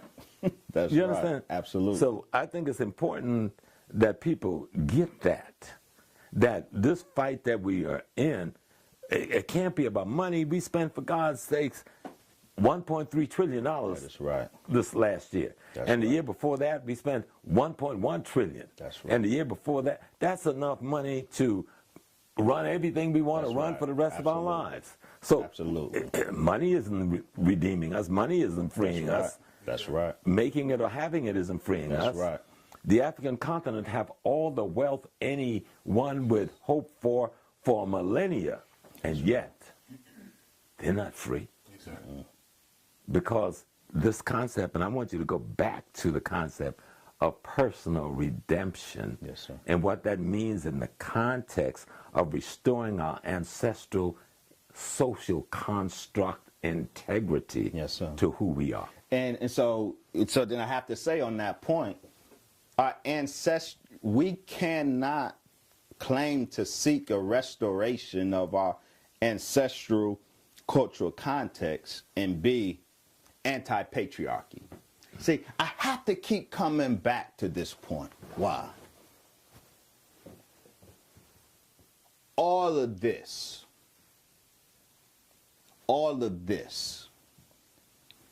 in the book, and what undergirds all of our discussion,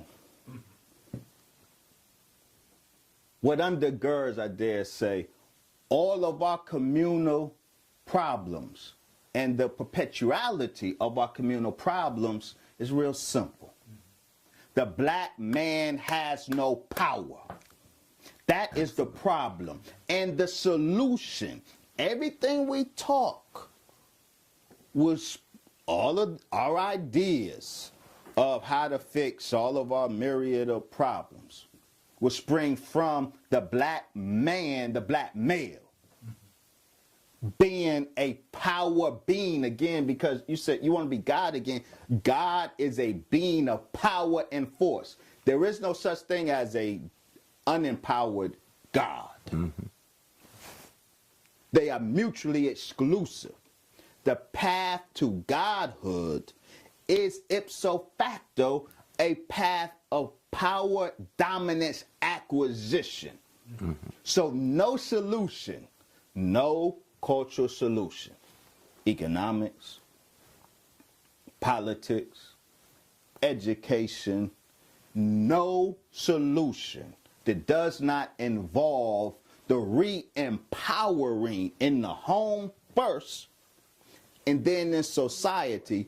Re-empowering the black male is an exercise. Those solutions are exercise in futility. They will never achieve the goal. There is nothing more important than the black male being redeemed and re-empowered as God in the home. So if we want to return to our ancestral cultural context, stop talking this matriarchy crap.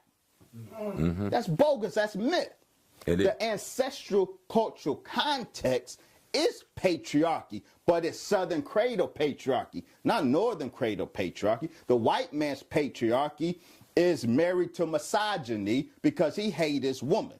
That's right. The black man's patriarchy, African patriarchy, has never, it's not married to misogyny, it's married to the recognition that the black woman is divine like the black man is divine. Our patriarchy recognized the divine femininity, and there was always a hierarchy in divinity. The black man was the head god of the home. The black woman was a god in the home. The black children were gods in the home. So there's divinity in the home, and at the head of that divinity is the patriarch, is the empowered black man. Let me help a little bit with that, Brother Wesley. So we'll go back to literature, because you're one of the better brothers out here that deals with looking at our ancient literature. If you go back to the pyramid texts and ancient Kemet, when Atum, the masculine divinity, the masculine God, says, I create myself out of myself. And in the dialogue of creation, the masculine God said, having created everything my heart desired, I then expanded in it. But in its inception, it came forth out of something that it will refer to later as the primordial waters of Noon, which he calls his mother. Now here's Yet God. Noon is depicted as a man. Right. And He so, is a male god. See, that's what Noon is invariably depicted as a male god, but using metaphoric language. When he is serving in the role generative, then he's described as a mother. Right. But he's not described or presented as a woman. Right. But remember, in the beginning, he says, I created myself out of myself. The only existing is my. That's right. So I just want to know that you're backed up in what you're saying in the literature of the most ancient. And I love that. Let's pursue that a little further with Atum. Because people get it twisted, because he refers to himself as the great he, she, so he's supposed to be an hermaphrodite or a non-male, but he's always depicted as a man. And then the one creation narrative, attributed to Atum the Great He, She, he's depicted as an anatomical man with his hand around his penis. He has a penis. So this language, he's not the great he, she in that he has a penis and breasts. He's a great he, she in that he has an X and Y chromosome. Right. He's a great he, she in that he has the appropriate balance of testosterone and estrogen, which is the natural male. Atum, the black god, that's is why a he can man say, god. I spat out Shu, the masculine, and cough up Tefnut, the feminine. Absolutely. Patriarchy is the ancestral cultural context. If we want to return to our ancestral ways, we got to stop demonizing patriarchy. We got to stop promoting the white man's myth of matriarchy. Right. And imposing that on African culture. No, the black man black male.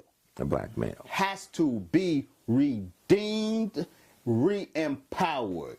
Nothing short of that.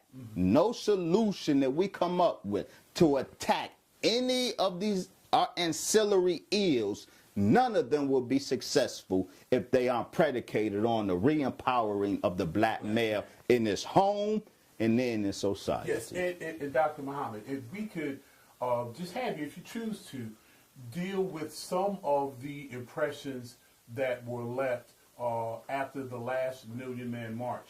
I attended it. I attended the Garden. By which you mean 10-10-15? Yes. Justice or else? Yes, 10-10-15. I was at the Garden.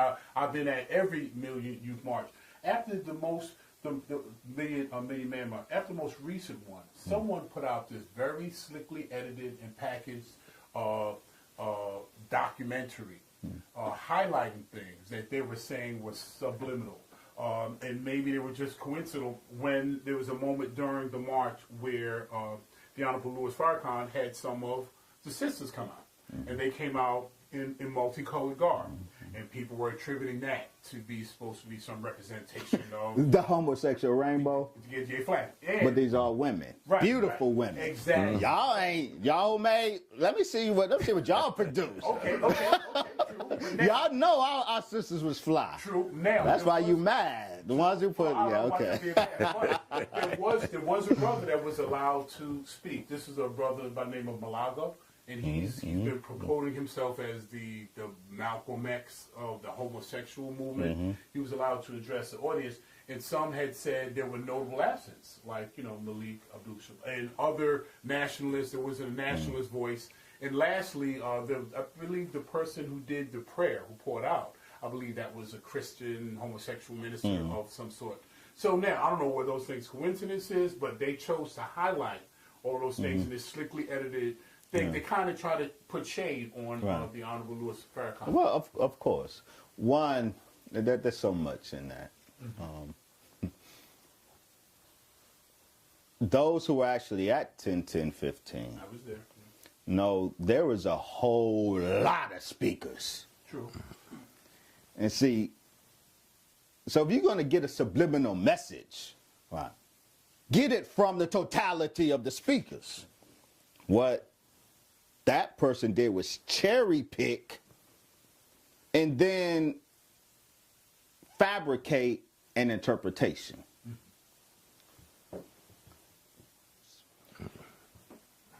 The lineup of which, and this is a critical point, the lineup of which was not determined by the Honorable Brother Minister Farrakhan. See, people speak out of ignorance. That's why the so-called conscious community is such, an embarrassment, because so often we feel so free to speak out of ignorance. Then nobody asks, what's the selection? Who does that? Who selects the speakers? What's that process?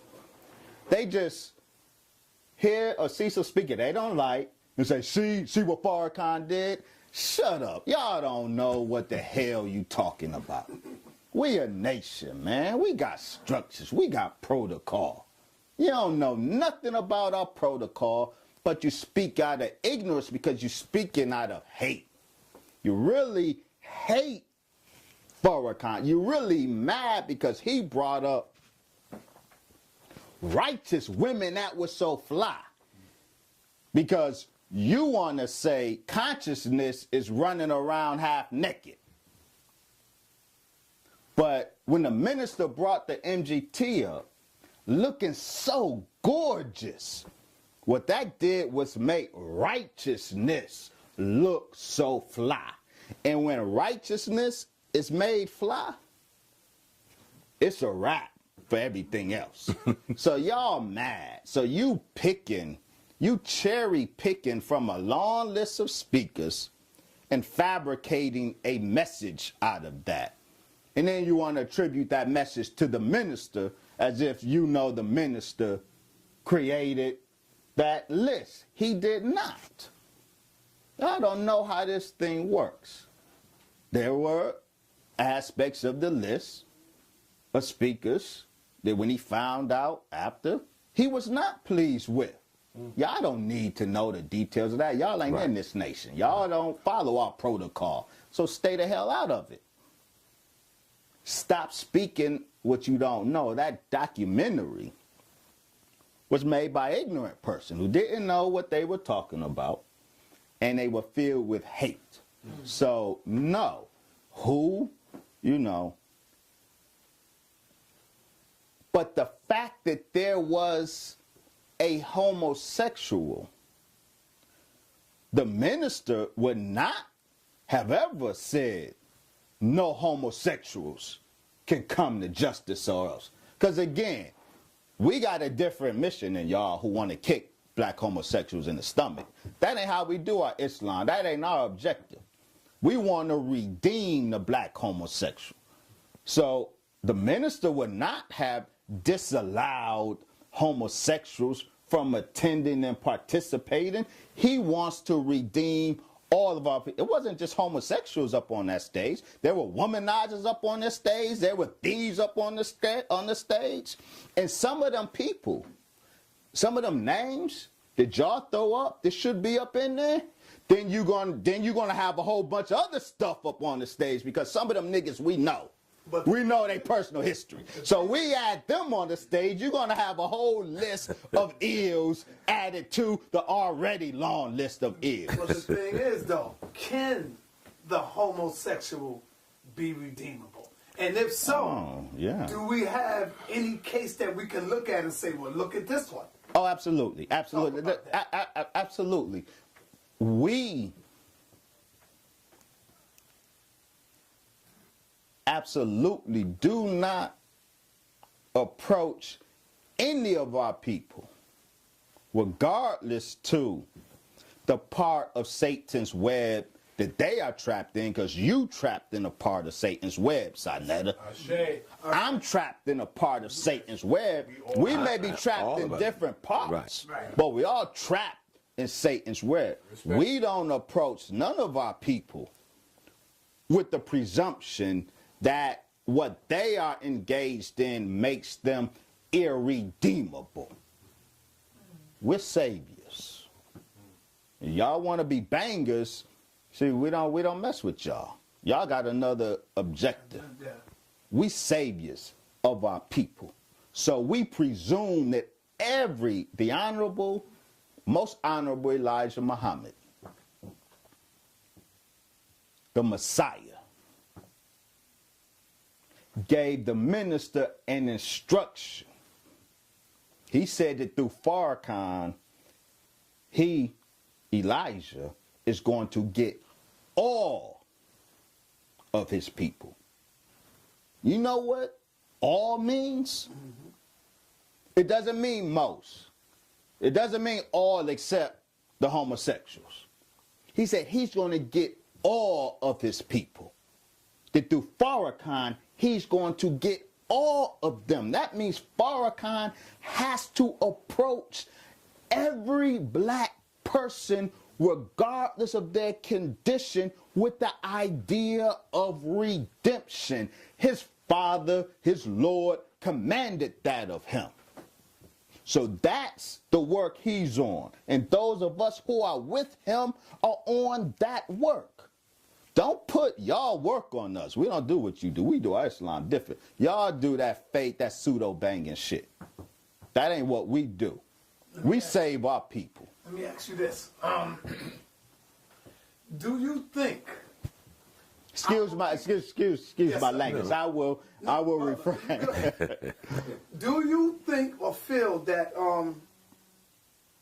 our people are making our freedom longer now because we rejected the Honorable Elijah Muhammad, because we focus more on the quote-unquote the negative aspects of what he was doing, and we forgot all about the message that he was bringing our people. So we started saying things like, well, look at the wives he got. He got different wives. He got different baby mothers.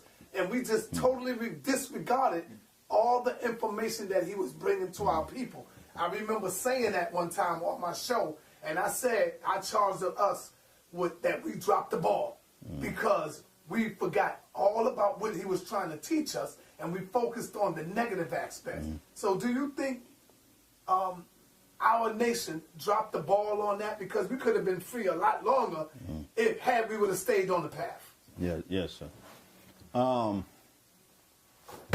don't know any negative aspects of the Honorable Elijah Muhammad and his work. How culturally backwards we are. That's why I said quote. To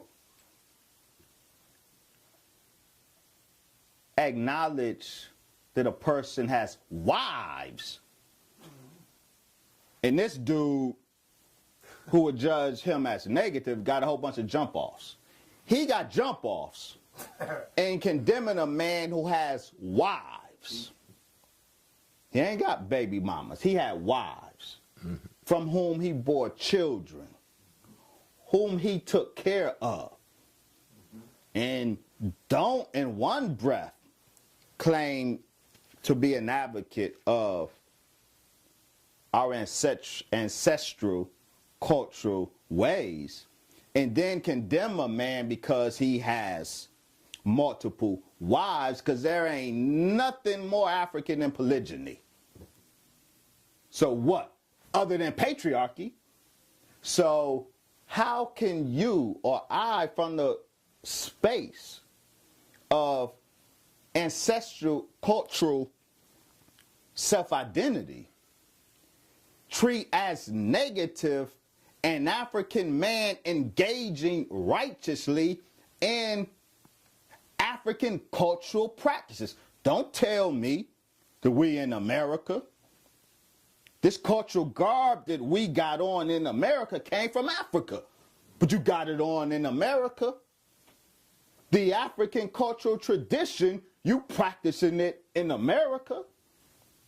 So how dare we condemn this African man for engaging in African spiritual cultural practices?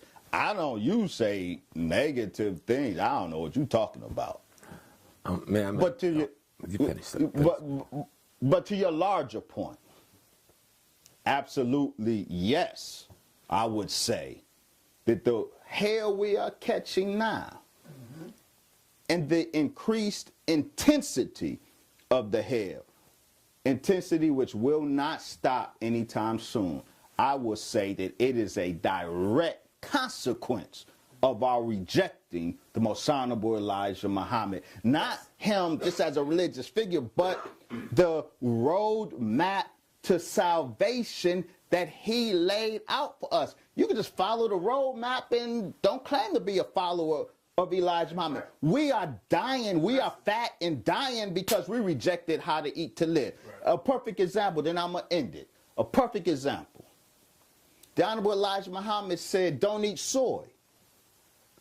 He said, don't eat soy. He said that, man. Yes, sir. Said God told him, don't eat soy. Look at this. Look what happened. You got these health teachers in the conscious community saying, pushing a soy-based diet. First, the devil did. The devil said, you folks who You know, you like the taste of meat, but you don't want to eat meat. Here's a meat substitute, and all these meat substitutes are soy-based. And then you got these conscious health folks saying Elijah Muhammad didn't know what he was talking about. Soy is a good thing. And now what do we know? Soy should never be eaten. So, especially by a man. Soy, when it enters the body, becomes an estrogen simulant. It simulates estrogen in the body, and it feminizes the male body. So, you know, we can have Elijah Muhammad come and say, I told you so. So why are we having all of these health crises? Because you rejected Elijah Muhammad's how to eat to live. Just follow it. You don't have to claim Elijah. Just live the life. So absolutely, our progressive downfall is a direct consequence of our rejection of the most honorable Elijah Muhammad. Yeah, my comment was, and like I said, so people really understand me. You know, when Malcolm gets killed, I'm in the war. I'm in the military at the time. But I met Malcolm when I was 16, when he was still in the nation. But my brother, who was in the OAU Muslim Mosque that was just being founded, sent me a package. And I remember when I got the package, oh, what is this? Because my brother wrote me. We still close like that. He wrote me every week I was away. You understand? If I didn't get a letter from anybody else, I got a letter from my brother Andrew. So I get this package and I open it. And he has clippings on 2 assassinations, Malcolm and Kennedy. And I go through this stuff, amazed by all of this. And I showed everybody on my ship, and the CID took it away from me. Now, I was, you know, a kid, 19 years old then. I didn't understand why the CID want to take all of these documents away from me until it surfaced in a court in Boston in a case I was in some years later. But I want to go there because let folks understand that when I come home, I go and find Malcolm's sister, Ella, and in a few weeks, I'm her personal bodyguard, and in a few months, I'm the imam over the Muslim Mosque Inc. At age 21, I'm the imam. And it wasn't just the selection. I mean, they interviewed a lot of people. I know the fix was in for me because I was the bodyguard. So, I mean, even though I rejected it initially, and they had another round of interviews, and then Hisham Jabba, the brother who performed Malcolm Janaza, came and asked me, said, Brother Small, would you just do it for 1 year, give us a chance to find somebody, and then, you know, you're relieved of this? Because I'd come out of a whole church thing. I don't have nothing to do with religion, Islam or Christianity, none. I just wanted to be a soldier. And but I'm the one that asked to open the mosque, because coming from a heavy religious background, I realized that these brothers I was recruiting who had come back from Nam, the one thing they needed was some spiritual redemption. And I didn't want to be involved with some crazy people who didn't know a divinity. And so that's what got it open. So here I was, over the Muslim Mosque, an official of the OAU, bodyguard of Malcolm's sister, and trying to figure out, because I know the enemy. I came out of the military. I was a librarian, you know what I'm saying? So a lot of people don't know that part either. But also we were trained in certain concepts. I was in something called the Red Squad. That's the hit squad, okay? And our job was to, if America was going to attack a village, well, somebody had to go in and destroy the leadership. So when the bombardment comes, there's nobody to organize the community. So that's what I was trained into doing. So on ships come, you had the easy job. You're the librarian. Nobody's supposed to know who you are.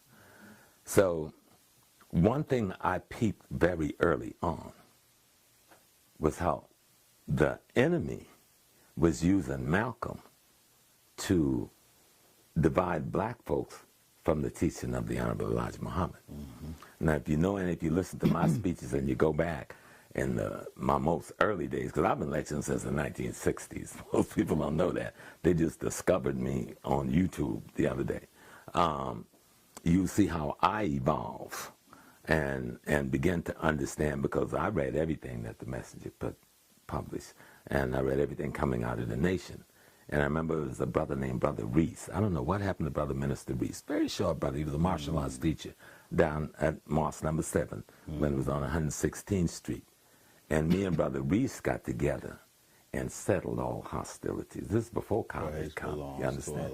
We solved that problem, that those who was following me in the Muslim mosque and in OAU, we ceased all hostility towards anybody in the nation.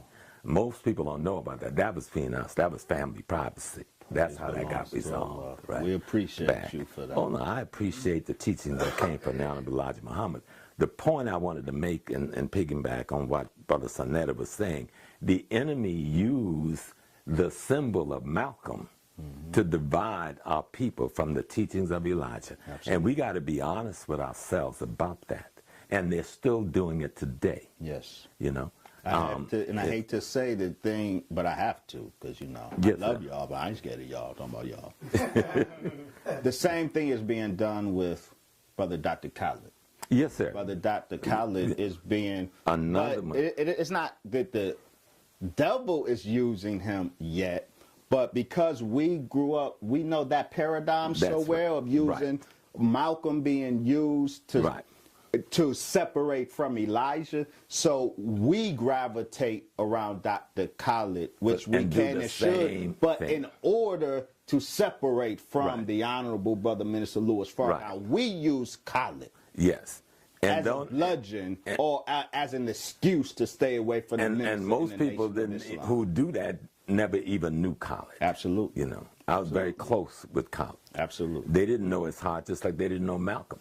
Up until the day Malcolm died, Malcolm was still sending communications to Chicago to the messenger, saying, look, you take me back and I'll do whatever you want me to do, sir. That's a fact. Okay. Actual fact. He kept recordings of those letters. Actual fact. You know? But the world don't talk about that. That Malcolm found out, they said he went to Mecca and he changed. That's a fallacy. That's right. I went to Mecca in 1974. And I was appalled at the racism I saw towards Africans. So I demand to see the Rabatul. Now, most people don't know what the Rabatul is. The Rabat Alim al-Islamim. I said, I want an audience because I want to address the issue. There's a whole bunch of other stuff I won't even talk about because they hand me over to the American CIA. I escaped, you know. But that notwithstanding, you know, I enjoyed my life. I had a good life, and Allah always protected me. But when I finally got to the sheikhs and got the audience with the Rabatul, what do you think the first question I was asked? How is Hajj Muhammad? Not how is Malcolm. Not how is Sheikh whomever, whatever. So I didn't know the messenger was a Hajj. I mean, I knew about 57, you know, in the early days and when he went over. And so the sheikh asked me again, how is Hajj Muhammad? And so I then I realized immediately who was he talking about. So I said, our people are fine. Our people are well. And I was given an audience with the entire Rabatul. Now, for most people who are listening to me who don't know who the Rabat Alim al-Islamim, this is, if there's any governing body on the jurisprudence of Islam and its interpretation that exists in the world, this is the body that sits in Mecca, that has that kind of wisdom collection of sheikhs from around the Muslim world. And I was represented by the Mufti of Sudan.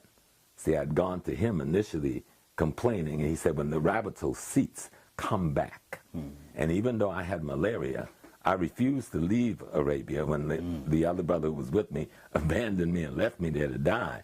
I knew I wasn't going to die.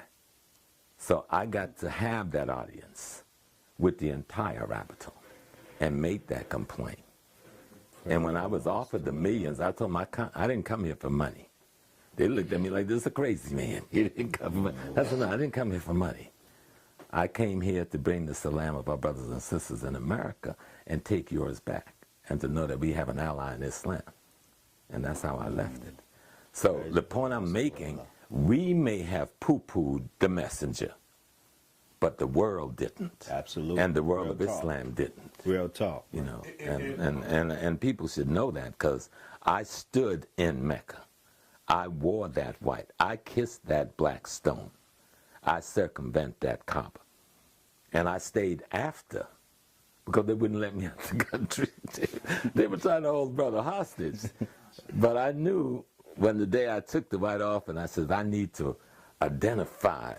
I put on a blue dashiki and some jeans and sneakers. I was too sick to carry my suitcase any longer. I left beside the road somewhere. Somebody got some nice clothes. And a man came and stood over me. I was crying by this time. And the man stood over me, and I says, then we'll come back to Brother Wesley, but I wanted to say something, because if we don't vindicate the messenger in the mind of black America and the African world, we're in trouble. Yes, sir. We're in big not have said trouble. It better. Okay? Yes, sir. And so I'm using my position coming out of the Malcolm house to make this statement.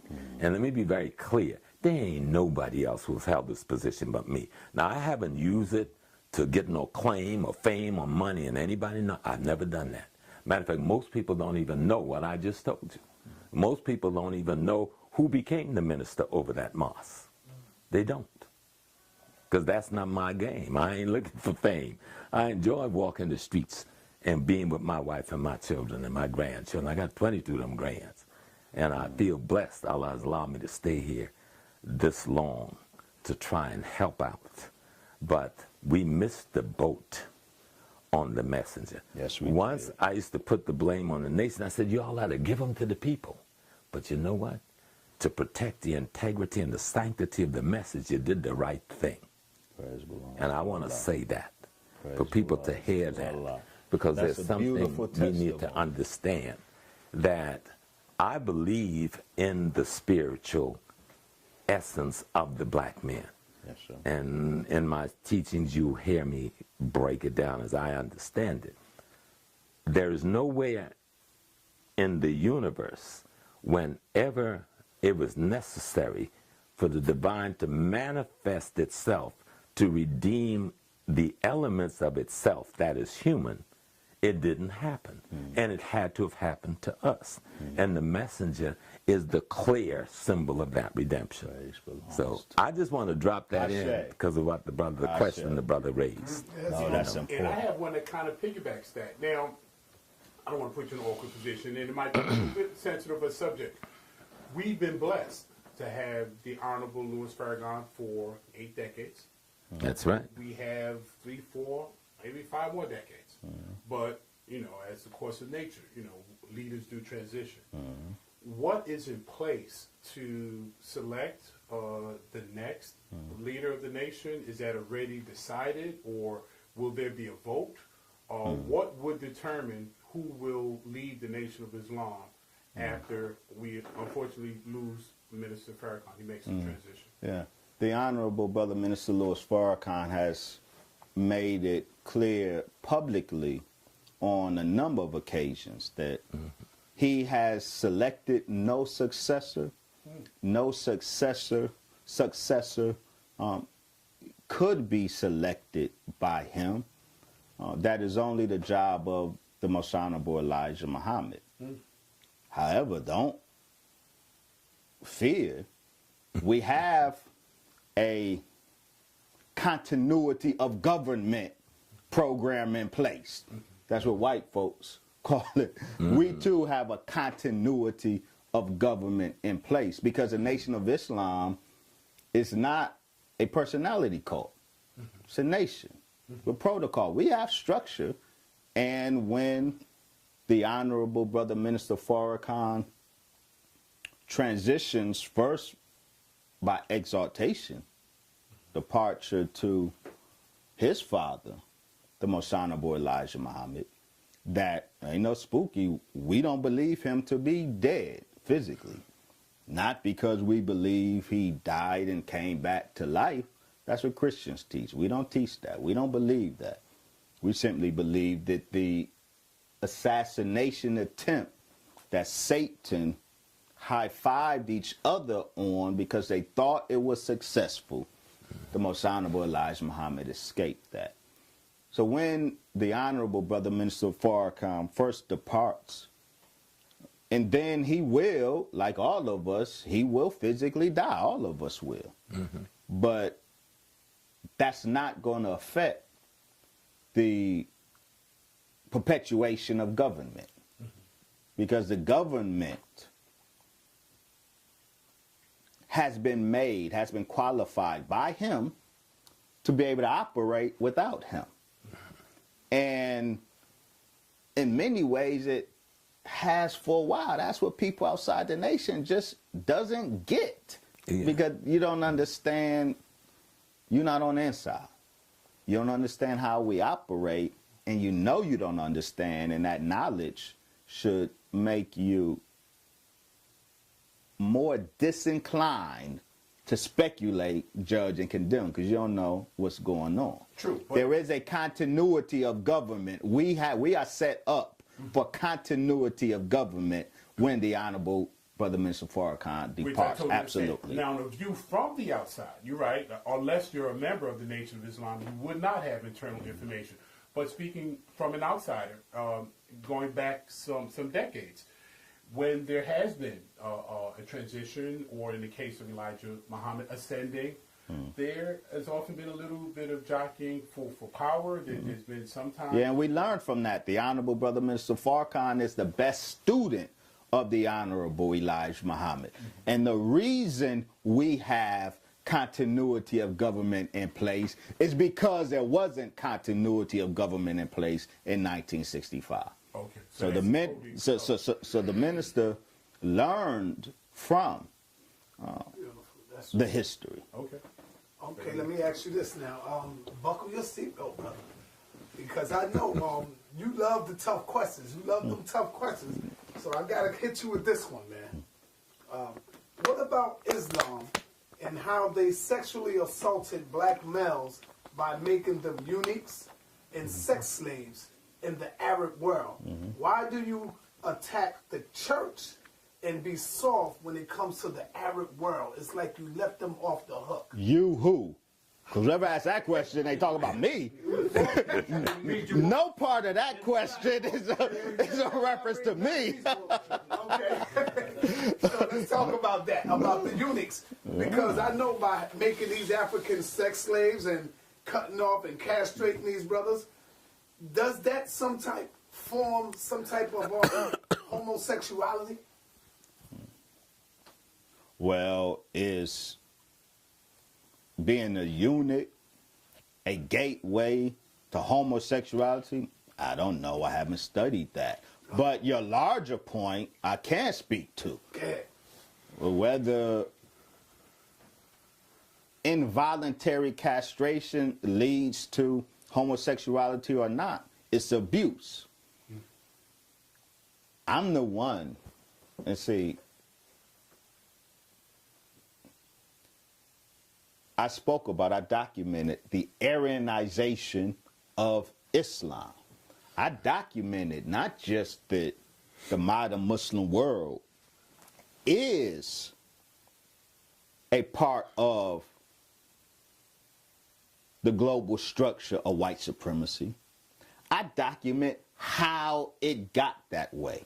I documented the transition. I documented who it is that's not just responsible for the virulent racism in Islam. I ain't never run from that. I documented, like even Dr. St. Clair Drake, the process by which Islam became pro-black to anti-black, the process by which Islam became pro-woman to very anti-woman, is a process of the Aryanizing of Islam. White folks hate black folks, so that's why they enslave and abuse black folks. White folks hate women, that's why they abuse women. So the Aryanization of Islam gave birth, the white Aryanization, A-R-Y-A-N-I-zation. Aryan, white folks, the whitenization of the world of Islam gave birth to all of these ills that are well documented. I never accuse the church. I document what the church did in South Africa with the Zulus, the role that the church played in the unmanning of the black man. And the key role that the church played was making the black man God Unkulunkulu. They saturated Zulu tradition with these ideas of spirituality and whiteness. So more speak of the Lord of Heaven in South Africa today than in Nkulunkulu, because the Lord of Heaven or the Lord of the sky has been made white. Mm-hmm. The church did that. But I don't bang on the black church. The black church isn't responsible for the feminization of the black man. The black church is a recipient of those processes.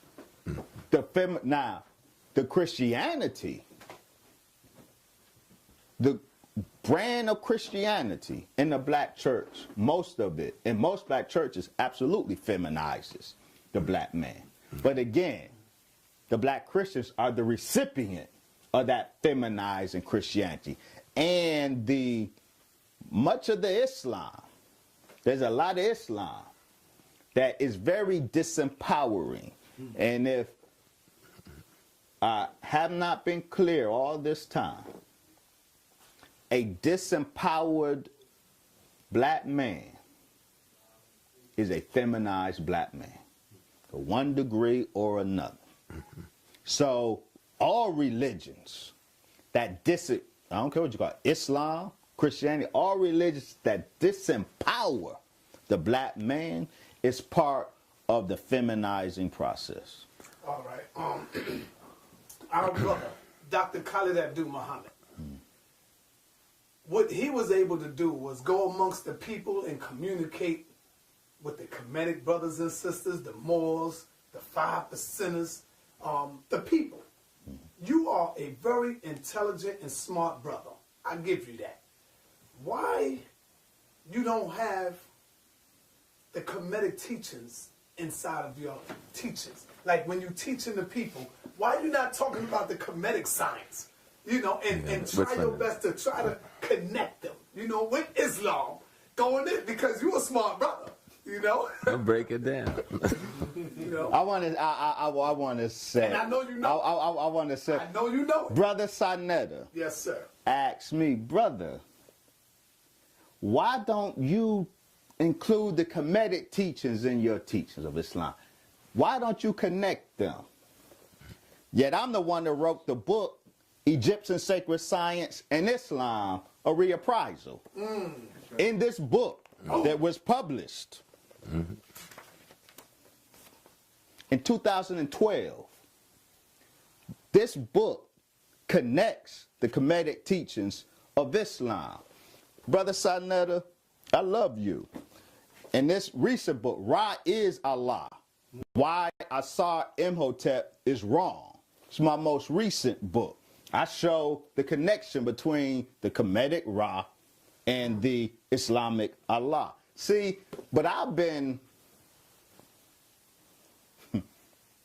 It's all right. I've been documenting Ma'adik Islam for years. But your question comes up out of a whole context of so-called conscious critics who refuse to, before criticizing me or the minister, before criticizing, actually do due diligence. Research. Read the literature. Just read the book. And I got is your belt on tight? You knew about this book. You didn't read it, but all of those in your circle, knew about this book, and all of those in your circle that keep trying to criticize my discourse on Egypt, all y'all Negroes refuse to read what I publish on Egypt and Islam. And I keep saying, but just like the black weed heads, see, we dogmatic. The conscious community doesn't respect true intellectuality. So may I again say, my dear brother, let's stop calling the unconscious conscious. The unconscious I think conscious. that's important. Right. That those who But I want to claim speak to be those, that community. but right now I'm specifically talking to those who self-identify as conscious. But Dr. Wesley, see, now I got to come clean now. I know this already, but I got to ask the question, brother. Come on, man. Okay, all right. I got it. Okay, I got it. Now, hold on here. I mean, I do self-identify as a member of, the conscious community. It's my first hearing of that book. Yeah. I did not know you're right. No, but I know he. Yeah, and I can name names, but there's no need to. So many of those in this cipher who criticize Brother Dr. Wesley Muhammad about what I allegedly say or don't say about Kemet or about Kemet in Islam. I've been telling these Negroes for years now, just read the material and then vet it. If you criticize what I actually do say, then that's appropriate. That's why I wrote this whole book responding to Brother Ausar Imhotep. He did it the right way. Yeah, see, the mother Negroes, I don't even pay them any attention. Right. I don't respond to you. I don't respond to YouTube critiques. I respond to scholarly critiques. And Brother Ausar Imhotep, he read my book, Black Arabia and the African Origin of Islam, and he produced an 80-page critique of a claim I made in my book. He did it the right way, so he got a whole book response from me. Ra is Allah, why Ausar Imhotep is wrong. It was a good critique. It was a good attempt. It was the right approach, just the wrong conclusions. And I document why his conclusions were wrong, but he did it the right way. That's why I invested the time and energy in responding to him. But the other ones don't even respect my work enough to read it before criticizing it. Avail yourself to it and then show me where I'm wrong. Well, let me tell you about the greatest, your work notwithstanding, the greatest weakness is they don't study history. See, unfortunately, they are elements of the group that say I'm a part of the conscious community who are seriously conscious and are seriously working. But the majority have no respect for the very history of the very people they say they're trying to liberate. Absolutely. And that's where the weakness is. That's real. Because the continuity, I mean, I had a saying, I used to tell people that Judaism, Christianity, and Islam became religions after they were revolutionary processes. Right. These were modes of liberation by oppressed people who had been under occupation, and then took there's always been a continuity. I put this little necklace out. You see this little necklace right here? There've always been a brotherhood. There've always been a brotherhood. The messenger was a part of the spiritual brotherhood. The prophet was a part of that brotherhood. And whenever the people needed that light of wisdom, somehow someone was sent forward with a body knowledge and a body wisdom to help the people restructure, reorganize, and redeem themselves from the pollution of the dominance and the occupation of others. Yes, sir. I mean, absolutely. I put that in that context for you, but somehow our younger people need to understand, because no one has been as harsh. I taught religion and I was harsh, on all religious forms until I got a greater understanding of how the thing came into being in the first place. Right. From you name it. Right. What occurred in America with the advent of the Nation of Islam was fundamentally no different than what occurred in Arabia at the advent of Islam under Prophet Muhammad. What occurred in America under the Honorable Elijah Muhammad is fundamentally no different than what occurred in the Hebrew tradition under Moses.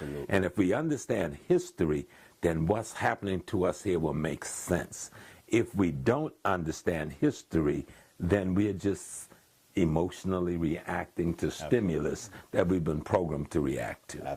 And that's where we're caught. Unfortunately. Okay, so winding down, it's 10:30, Professor. I want to make sure you get home.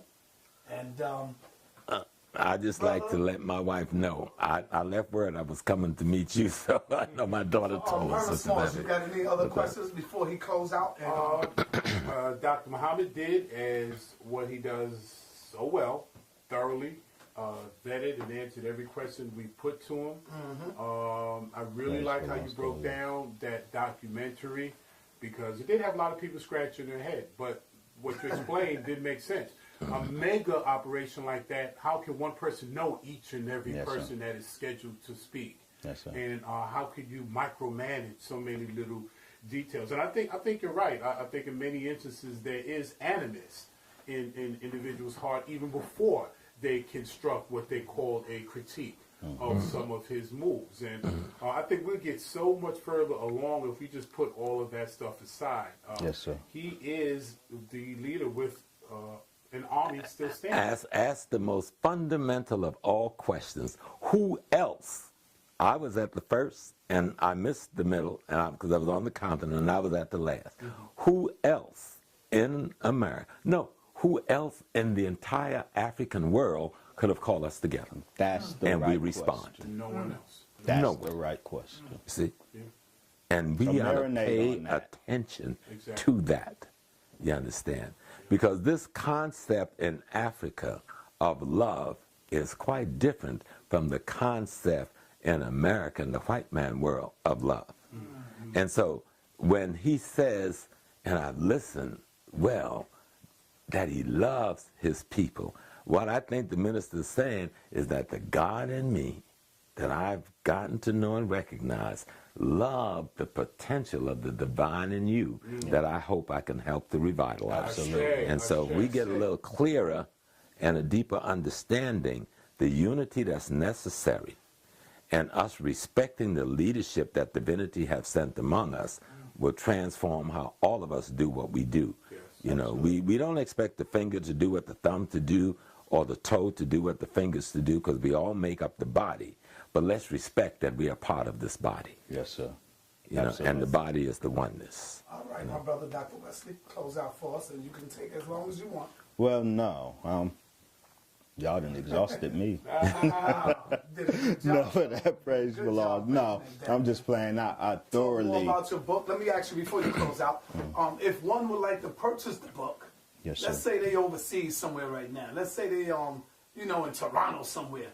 How do they go about getting your book, brother? Let's give them that information. www.drwesleymuhammad.info. drwesleymuhammad.info. It can be ordered. In closing, I'm going to just say this was tremendously fulfilling to me. Me too. First, Sa, let me salute you. You know, we have a long history. Folks don't know. Good and bad. Most do with So, but I am tremendously appreciative of every aspect of this discourse. The questions, the flow, the respect. And I'm happy to be back in New York. I have not been back to the House of Consciousness in a while, and I'm happy. It was the right thing to do, especially since you brought in my brother, my elder, I appreciate Baba James Small. We have been, folks don't know the mutual admiration that we have had for a long time on a personal level. I think this is the first time we had the opportunity. Right, to just sit and this. But you've allowed me to call you home. Yeah, no, I mean, the first time we were on a platform, I consider this a platform. Yeah. The first time we were on a platform together. So we had been trying for years, but logistics just never allowed it to happen. So this is personally very gratifying for me. I love you, I honor you, I salute you, and I think this discourse, because this wasn't an interview, this was the discourse that I had envisioned, but it was much more fulfilling even than what I envisioned. So thank you, Professor James Small. Thank you, Brother Herman. Thank you, Sa.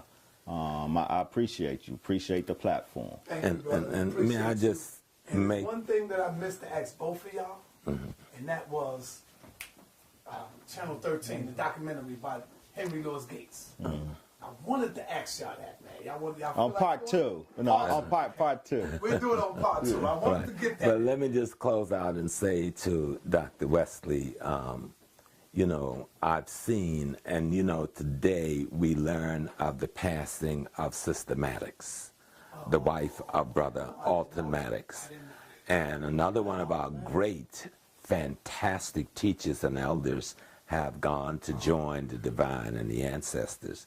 And at my age, you know, and most of the people that I've known in my life have made that transition.